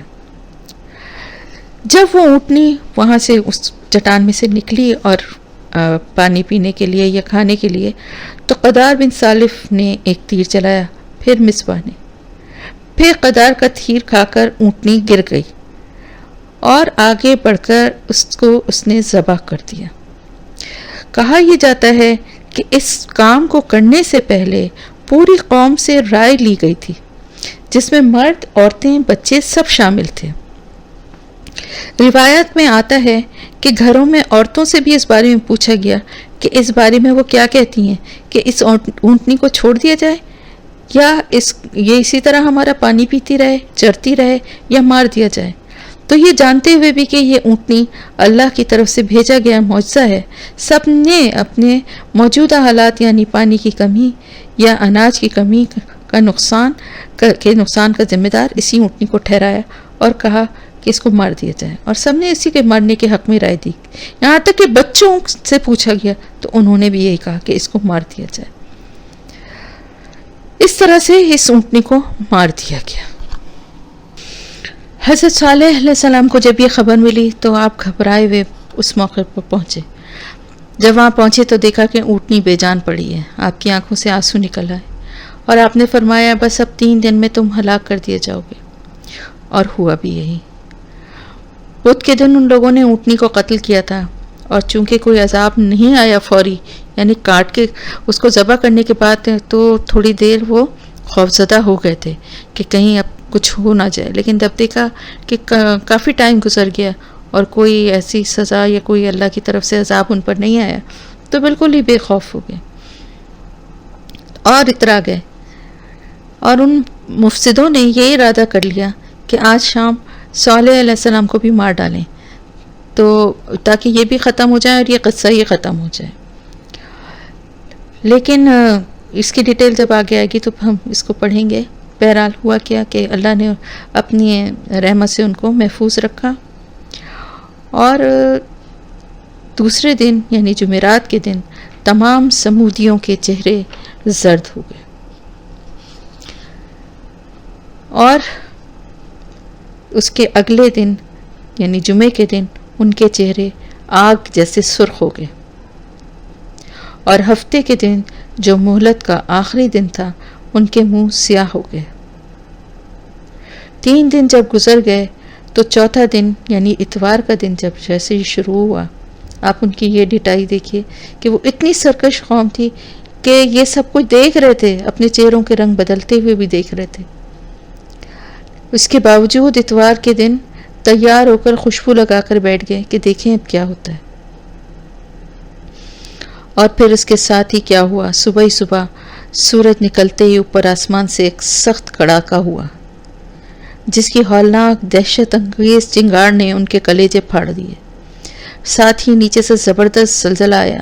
ایک ہی ساتھ ان سب کے سب ڈھیر ہو گئے. مردوں سے مکانات، بازار، گلی کوچے بھر گئے. عورت، بچے، بوڑھے، شروع سے آخر تک سارے کے سارے تباہ ہو گئے. اب آپ دیکھیں کہ قوم کے مرد تو تھے ہی، عورتیں اور بچے کیوں، میں نے آپ کو بتایا نا کہ وہ سب کے سب گو کہ قتل تو کچھ لوگوں نے ہی کیا تھا، لیکن شامل اس میں سب تھے، سب کی مرضی اسی میں تھی اور سب اس کا ساتھ دے رہے تھے. اور ظاہر مارنے والا تو کوئی ایک ہی تھا، لیکن بچے، بوڑھے، عورتیں سب اس میں شامل تھے. تو پھر ظاہر ہے اس کے انجام میں بھی وہ سب ہی شامل ہوئے. تو وہ عذاب کی جو نوعیت اور شدت تھی کہ وہ اللہ تعالیٰ اللہ اپنے عذابوں سے سب کو اپنی پناہ میں رکھے، تو ایک چیخ کی طرح تھی، یعنی بجلی کا کڑکا تھا اور ساتھ ہی ساتھ زلزلہ تھا، جس میں کہ ابھی میں اس کی تفصیل بتاتی ہوں کہ یہ قرآن میں خود بھی ہے، فَأَخَذَتْهُمُ الرَّجْفَةُ فَأَصْبَحُوا فِي دَارِهِمْ جَاثِمِينَ، یعنی زلزلے نے شدید، رجفہ کہتے ہیں شدید زلزلے کو، یعنی وہ زلزلے کی شدت یہ تھی کہ 150 کلومیٹر چوڑے علاقے میں آیا تھا، عمارتیں باقی رہ گئی تھیں، لوگ ختم ہو گئے تھے۔ یہ بھی دیکھیے اللہ تعالیٰ نے کیسی ایک نشانی دکھائی کہ وہ جو بڑے بڑے پہاڑوں کو تراش کے جو گھر بنائے تھے وہ تو باقی تھے، لیکن یہ ہے کہ لوگ اس میں رہنے والے ختم ہو گئے تھے، اوندھے منہ پڑے ہوئے تھے، یعنی اس چیخ سے ہی ان کے ایک تو کلیجے پھٹ گئے تھے، اور پھر وہ جو زلزلہ تھا اس سے وہ اوندھے منہ وہاں پڑے ہوئے تھے۔ اور سب کے لیے اس لیے کہا گیا ہے کہ مارا تو ایک دو لوگوں نے ہی تھا، لیکن چونکہ پوری قوم اس مجرم کی پشت پناہی کر رہی تھی، اس کے ساتھ تھی، تو اس لیے الزام پوری قوم پر ہی آئے گا، کیونکہ وہ گناہ تھا جو قوم کی خواہش کے مطابق کیا گیا تھا۔ یعنی جس برے کام کو کرنے میں قوم کی رضا اور پسندیدگی بھی شامل ہو جائے وہ ایک قومی گناہ ہے، چاہے اس کا کرنے والا ایک ہی آدمی ہو۔ اس لیے بہت بہت اس چیز سے ڈرنا چاہیے کہ جہاں گناہ کے کام ہوتے ہوئے دیکھ کے کسی کی طاقت، کسی کی حیثیت، اپنے دل کی مرضی یا خوشی یا وقتی کسی فائدے کے لیے اس میں شامل ہو جانے والے لوگ یہ سمجھ لیں کہ ایسا نہیں ہوتا کہ قصوروار صرف وہ ہوں گے جو وہ کام، برا کام کر رہے ہوں گے، بلکہ جو اس کی تائید کر رہے ہوں گے، اس کا ساتھ دے رہے ہوں گے، بے شک وہ اس کام میں اس کی مدد نہ بھی کر رہے ہوں لیکن وہ اس کے ساتھ شامل سمجھے جائیں گے۔ تو اسی طرح سے سب کے سب وہ ہلاک ہو گئے سوائے ایک شخص کے جس کا نام تھا ابو رغال۔ وہ حرم میں تھا اور حرم میں موجودگی کی وجہ سے جو ہے اس کے اوپر ظاہر عذاب اس کے کا حصہ وہ نہیں بنا، لیکن جیسے ہی وہ حرم کی حدود سے نکلا اس پر بھی ایک پتھر آ کر گرا اور وہ اوندھے منہ گر کر وہ بھی ختم ہو گیا، کیونکہ تھا تو وہ حرم میں لیکن دل سے تو وہ اپنی قوم کے ساتھ شامل تھا، ان کی اس حرکت سے اس کو انکار نہیں تھا، وہ بھی یہی چاہتا تھا۔ تو اس کے سلسلے میں ایک واقعہ بھی ہے جو کہ میں آپ کو بتاتی ہوں کہ آپ صلی اللہ علیہ وسلم ایک دفعہ صحابہ کرام کے ساتھ اس علاقے سے گزرے، تو آپ نے میرے خیال سے طائف کے قریب کا کوئی علاقہ تھا جہاں اس کی قبر کے پاس سے آپ صلی اللہ علیہ وسلم گزرے، تو آپ نے فرمایا کہ جانتے ہو کس کی قبر ہے؟ لوگوں نے جواب دیا اللہ اور اس کے رسول صلی اللہ علیہ وسلم کو زیادہ علم ہے۔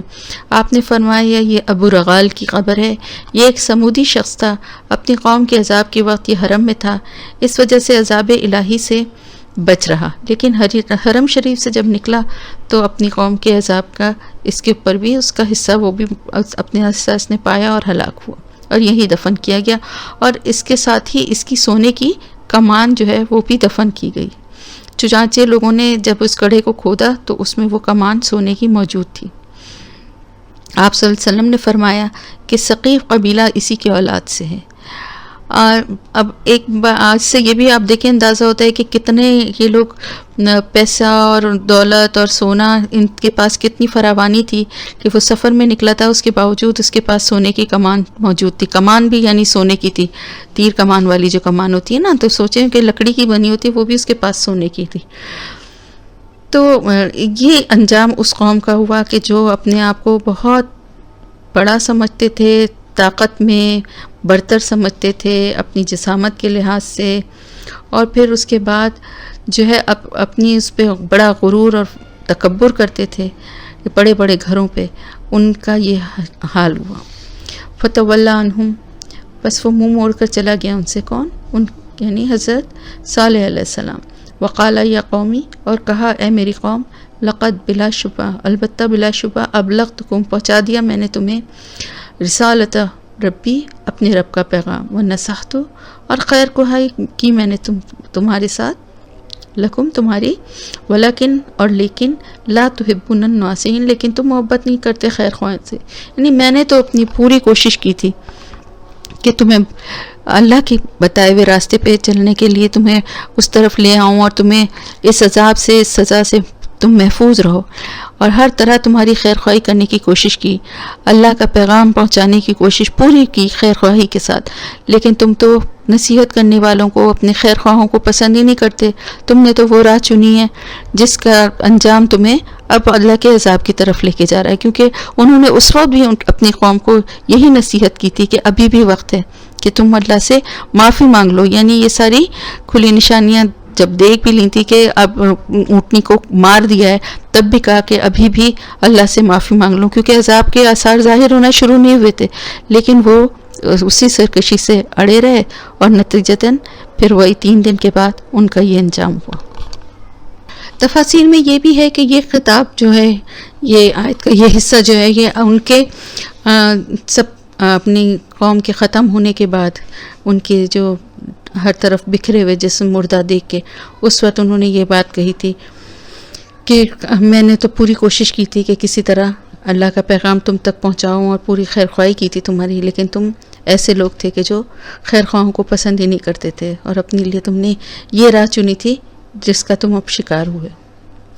یہاں پر حضرت صالح علیہ السلام کا قصہ ختم، اور اب شروع ہو رہی ہے بات حضرت لوط علیہ السلام کی. اب اس کے بعد کی آیت میں جو حضرت لوط علیہ السلام کا ذکر آ رہا ہے، تو ان کے بارے میں تھوڑی سی جان لیتے ہیں کہ وہ کون تھے.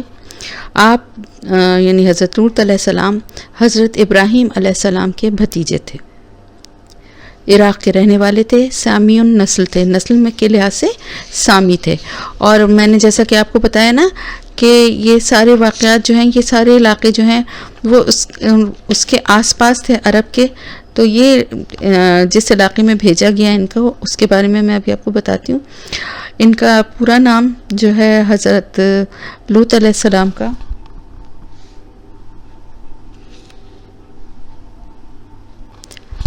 حضرت لوط بن ہاران بن آزر،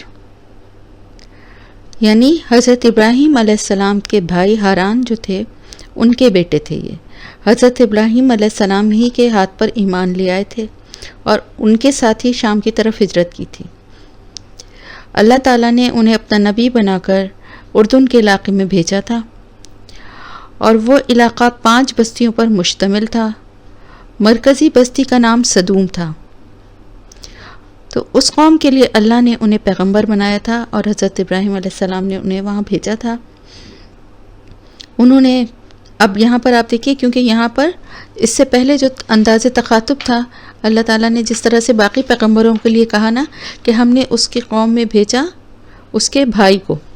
ابھی تک ہم یہی پڑھ رہے تھے نا کہ اللہ تعالیٰ ہر پیغمبر کے لیے فرما رہے تھے کہ اخاہم، ان کے بھائی کو ہم نے بھیجا، کیونکہ وہ انہی کی قوم میں سے تھے. لیکن لوط علیہ السلام کے لیے یہ بات نہیں کہی گئی، کیونکہ لوط علیہ السلام وہاں بھیجے گئے تھے، اس قوم کے نہیں تھے، لیکن وہاں اتنا عرصہ رہے تھے اور شادی بھی وہیں کی تھی کہ وہاں کے ہی رہنے والوں کی طرح کے ہو گئے تھے، لیکن اس قوم سے کے تھے نہیں.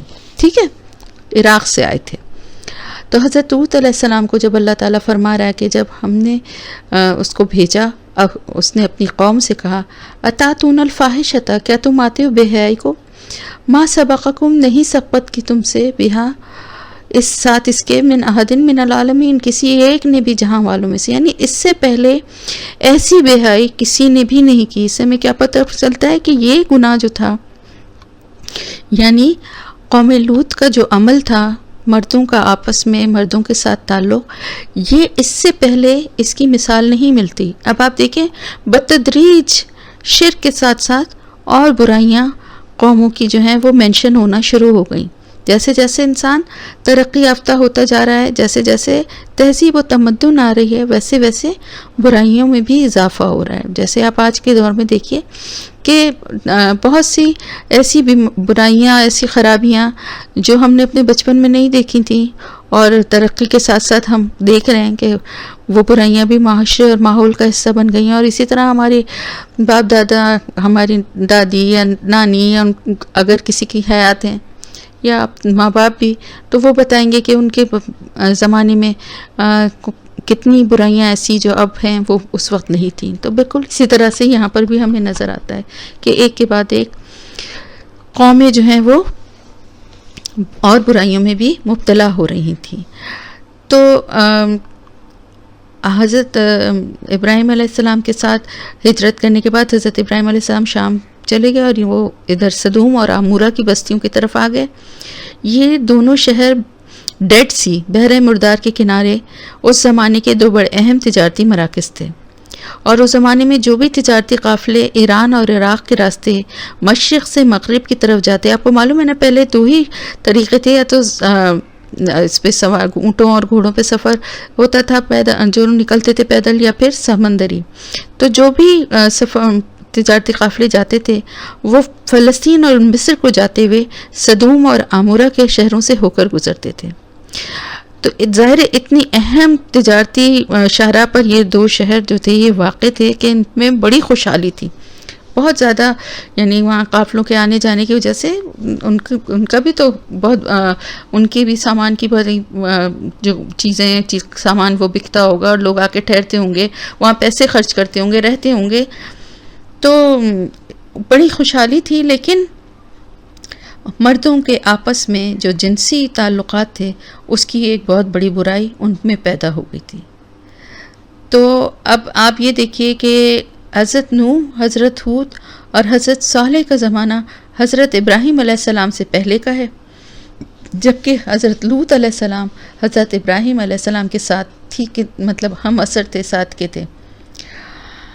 تو یہاں پر آپ دیکھیں کہ انہی قوموں کا خاص ذکر ہو رہا ہے. یہاں پر حضرت ابراہیم علیہ السلام کا ذکر نہیں ہوا ہے، بلکہ یہاں پر ان قوموں کا ذکر ہو رہا ہے، ان پیغمبروں کا ذکر ہو رہا ہے جنہوں نے اپنی قوموں کو دعوت دی، اللہ کی طرف بلایا، اور انکار کے بعد ان کی سرکشی کی وجہ سے وہ قومیں تباہ کر دی گئیں. ٹھیک ہے، تو جب انہوں نے یہ کہا اپنی قوم سے کہ کیا تم ایسی بے حیائی کی طرف آتے ہو جو تم سے پہلے کبھی جہان والوں میں سے کسی نے نہیں کی، انکم لتاتون الرجال شہوۃ من دون النساء، کیا تم مردوں کے پاس آتے ہو شہوت کے ساتھ عورتوں کے علاوہ، یعنی عورتوں کے بجائے تم اپنی شہوت کو مردوں سے پورا کرتے ہو. بل انتم قوم مسرفون، بس تم تو لوگ ہو حد سے بڑھنے والے. اتنی بڑی برائی، اتنا بڑا گناہ، حد سے تجاوز کر گئے ہو تم، کیونکہ تمہارا یہ فعل جو ہے یہ تو فطرت کے بھی خلاف ہے، دین کے خلاف تو ہے ہی ہے، لیکن فطرت کے بھی خلاف ہے، اور انسان کی یعنی طبیعت اور اس کا جو مزاج ہے اس کے بھی خلاف ہے. یہ ایسا گناہ ہے. استغفر اللہ. اللہ تعالیٰ کا بنایا ہوا نظام جو ہے جس میں ایک مرد اور عورت کی نکاح کے ذریعے جو اللہ پاک نے ایک رشتہ بنایا ہے، کیونکہ عورت اور مرد کے میں ایک دوسرے کے لیے کشش پیدا کی ہے اللہ نے، اور پھر دونوں کے جو جسمانی ساخت ہے اس میں بھی فرق ہے، اور اللہ تعالیٰ نے یہ نظام جو ہے وہ کس لیے بنایا ہے؟ تاکہ دنیا کا سلسلہ آگے اس طرح چلتا رہے.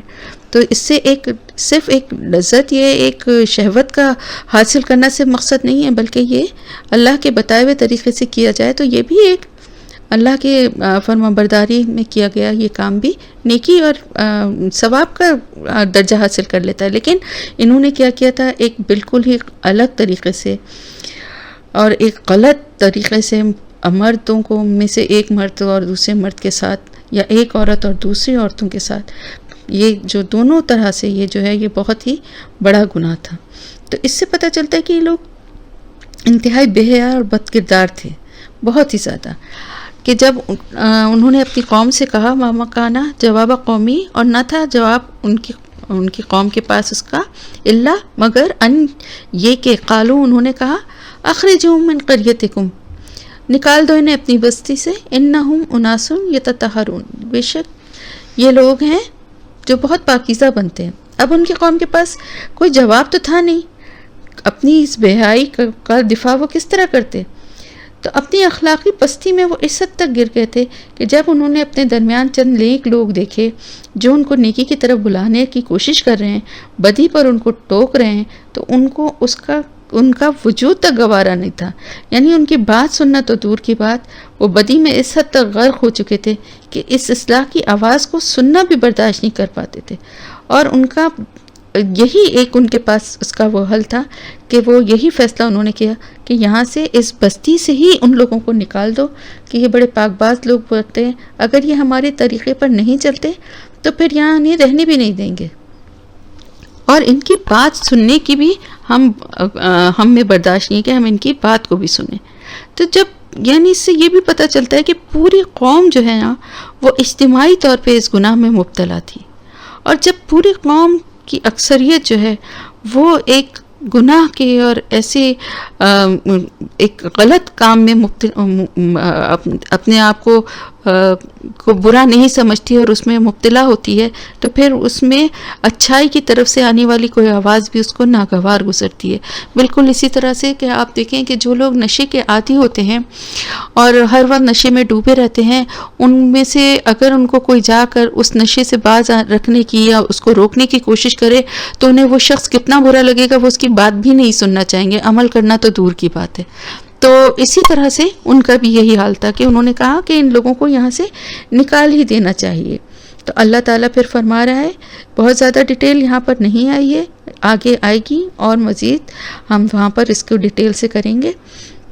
فی الحال یہاں پر اللہ تعالیٰ فرما رہا ہے فَأَنْجَيْنَاهُ، پس نجات دی ہم نے اس کو، وَأَهْلَهُ، اور اس کے گھر والوں کو، إِلَّا امْرَأَتَهُ، سوائے اس کی بیوی کے، كَانَتْ مِنَ الْغَابِرِينَ، وہ پیچھے رہ جانے والوں میں سے تھی. تو پھر کہا یہ جاتا ہے کہ کیونکہ لوط علیہ السلام نے وہاں جا کر شادی کی تھی تو وہاں کی ہی عورت سے کی تھی، تو اس کی ہمدردی اور جو اس کا ساتھ تھا وہ اپنی قوم کے لیے ہی تھا، اور وہ اپنے ان رشتہ داروں کے ساتھ ہی ہمیشہ ساتھ دیتی رہی. بلکہ جب فرشتے آئے، آگے ہم ڈیٹیل پڑھیں گے، تو وہ ان کے بارے میں بھی اطلاعات ان کو بھی مرد سمجھ کے، اور ان کی اطلاعات جو ہیں وہ اپنے قوم کے لوگوں کو اس نے دی.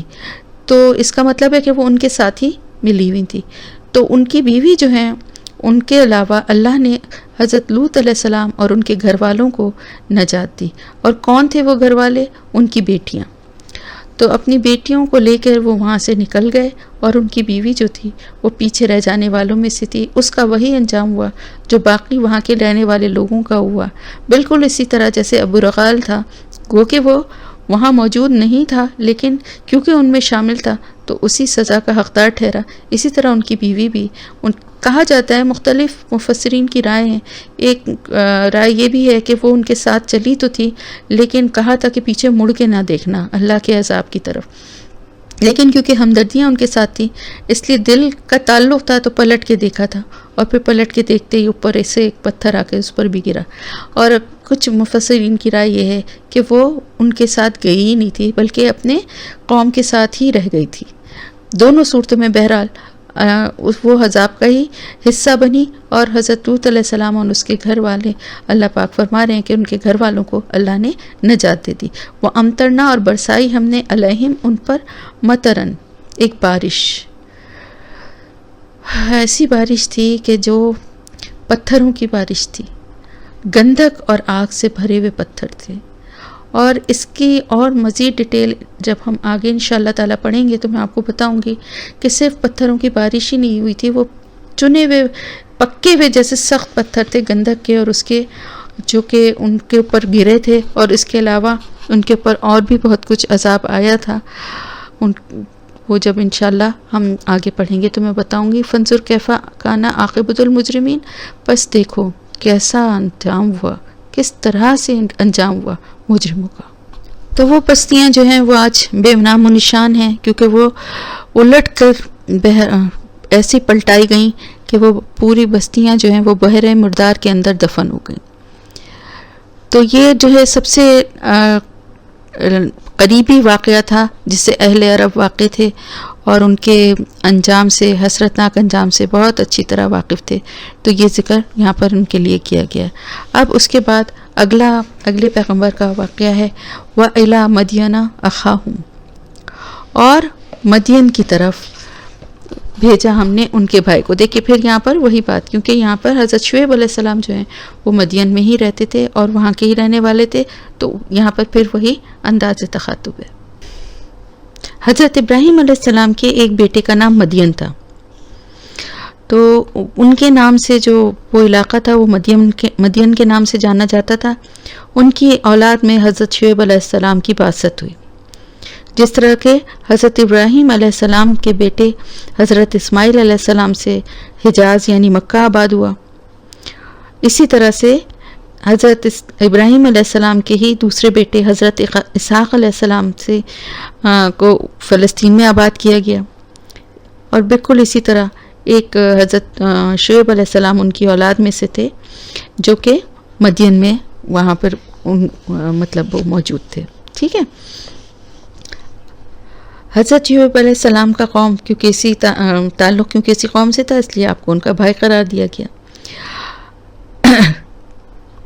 حضرت ابراہیم علیہ السلام کے بیٹے مدین کی اولاد میں سے کیونکہ یہ تھے، اور وہ علاقہ جہاں ان کے بیٹے مدین جا کے آباد ہوئے وہ مدین کا علاقہ کہلانے لگا، اور وہ بھی بین الاقوامی تجارتی شاہراہ پر واقع تھا جو فلسطین سے یمن کو جاتی تھی. اس لحاظ سے اہل مدین بھی بہت خوشحال لوگ تھے، اور اس کی وجہ سے ان میں بہت سی کاروباری اور تجارتی بدعنوانیاں پیدا ہو گئی تھیں. اس قوم کی اصلاح کے لیے حضرت شعیب علیہ السلام کو مبعوث کیا گیا، جنہوں نے آ کر کیا کہا؟ قال یا قوم اعبدوا اللہ ما لکم من الہ غیرہ. وہی پیغام ہر پیغمبر نے دیا کہ اے میری قوم، اللہ کی عبادت کرو، اللہ کے سوا تمہارا کوئی الہ نہیں ہے. تمہارے پاس تمہارے رب کی طرف سے کھلی ہوئی نشانی آ چکی ہے. اب اس قوم کا کیا حال تھا کہ شرک کے ساتھ ساتھ یہ ایک اور بہت بڑی برائی میں مبتلا تھے، ناپ تول میں کمی. ویسے تو یہ مسلمان ہی تھے ابتدا میں، جیسے حضرت شعیب علیہ السلام کی جب بعثت ہوئی تو اس وقت تک ان کی حالت ایک بگڑی ہوئی مسلمان قوم کی سی تھی. جیسے کہ حضرت موسیٰ علیہ السلام کی جب بعثت ہوئی تو بنی اسرائیل کی جو حالت تھی نا، کہ اسلام تو تھا لیکن ان کے سارے اطوار بدل چکے تھے، دین کا نام تو لیتے تھے لیکن بہت ساری اس کے ساتھ ساتھ برائیوں میں مبتلا تھے. تو اسی طرح حضرت ابراہیم علیہ السلام کے بعد 600-700 برس تک مشرک اور بد اخلاق قوموں کے درمیان رہتے رہتے یہ لوگ شرک بھی سیکھ گئے اور بد اخلاقیوں میں بھی مبتلا ہو گئے تھے، مگر اس کے باوجود ایمان کا دعویٰ اور اس پر فخر برقرار تھا. تو اس سے ہمیں کیا معلوم ہوا کہ اس قوم میں 2 بڑی خرابیاں پائی جاتی تھیں، ایک شرک، دوسری تجارتی معاملات اور ناپ تول میں بددیانتی، اور انہی دونوں چیزوں کی اصلاح کے لیے حضرت شعیب علیہ السلام کو بھیجا گیا تھا. تو اب ہم دیکھ رہے ہیں کہ جیسے جیسے تہذیب و تمدن میں اضافہ ہے تو ویسے خرابیاں، اعمال کی خرابیاں بھی بڑھتی جا رہی ہیں. تو اب جیسے کہ ہم نے دیکھا کہ سب سے پہلے جنسی برائیاں سب سے پہلے قوم لوط میں، اور مالی بدعنوانیاں سب سے پہلے اہل مدین میں پیدا ہوئیں. تو انہوں نے کہا اپنی قوم سے کہ ناپ تول پورا کیا کرو اور لوگوں کے لیے چیزیں کم نہ کیا کرو. وَلَا تَبْخَسُوا النَّاسَ أَشْيَاءَهُمْ. تبخس جو ہے نا، چیز کا عیب چھپاتے ہوئے غیر محسوس یا نامعلوم طریقے سے اس کو دھوکہ دینا خریدنے والے کو، یعنی چیز دکھائے کوئی اور دے کچھ اور دے، یا اوپر اچھا مال رکھے اندر خراب ایک ساتھ دے دے، یا اوریجنل دکھا کے کوئی نمبر 2 کوالٹی کا مال دیتے. یہ ساری چیزیں تبخسوں میں آتی ہیں. تو انہوں نے کہا کہ ناپ تول میں کمی نہ کیا کرو. کیلا کہتے ہیں ناپ کو، یعنی کپڑا یا لیکوڈ جیسے دودھ وغیرہ ناپنا، اور میزان کہتے ہیں تولنے کو، سالڈ کو، یعنی جو غلہ، سبزی، یہ چیزیں جو سالڈ تولی جاتی ہیں. تو ان کا چیزوں میں کمی بیشی نہ کرو، یعنی کسی بھی طرح کا دھوکہ نہ کرو، چاہے ناپ تول میں ہو یا چیز دکھا کے کچھ اور دے کچھ رہو، یا کسی بھی طرح کی دھوکے بازی نہ کرو. وَلَا تُفْسِدُوا فِي الْأَرْضِ بَعْدَ إِصْلَاحِهَا. یعنی زمین پر اس کی اصلاح کے بعد فساد نہ کرو. یعنی زمین پر مسلمان جو ہیں وہ کس لیے آئے ہیں دنیا میں؟ مسلمانوں کا کیا کام ہے کہ اللہ کی زمین پر امن و امان قائم رکھیں. دین ہمیں یہی سکھاتا ہے نا. تو ہر پیغمبر جو ہے وہ اسی کی تبلیغ اور اسی کی تعلیم دینے کے لیے. تو زمین کی جو امن و امان ہے اس کو اپنے فساد سے اس کو تباہ نہ کرو.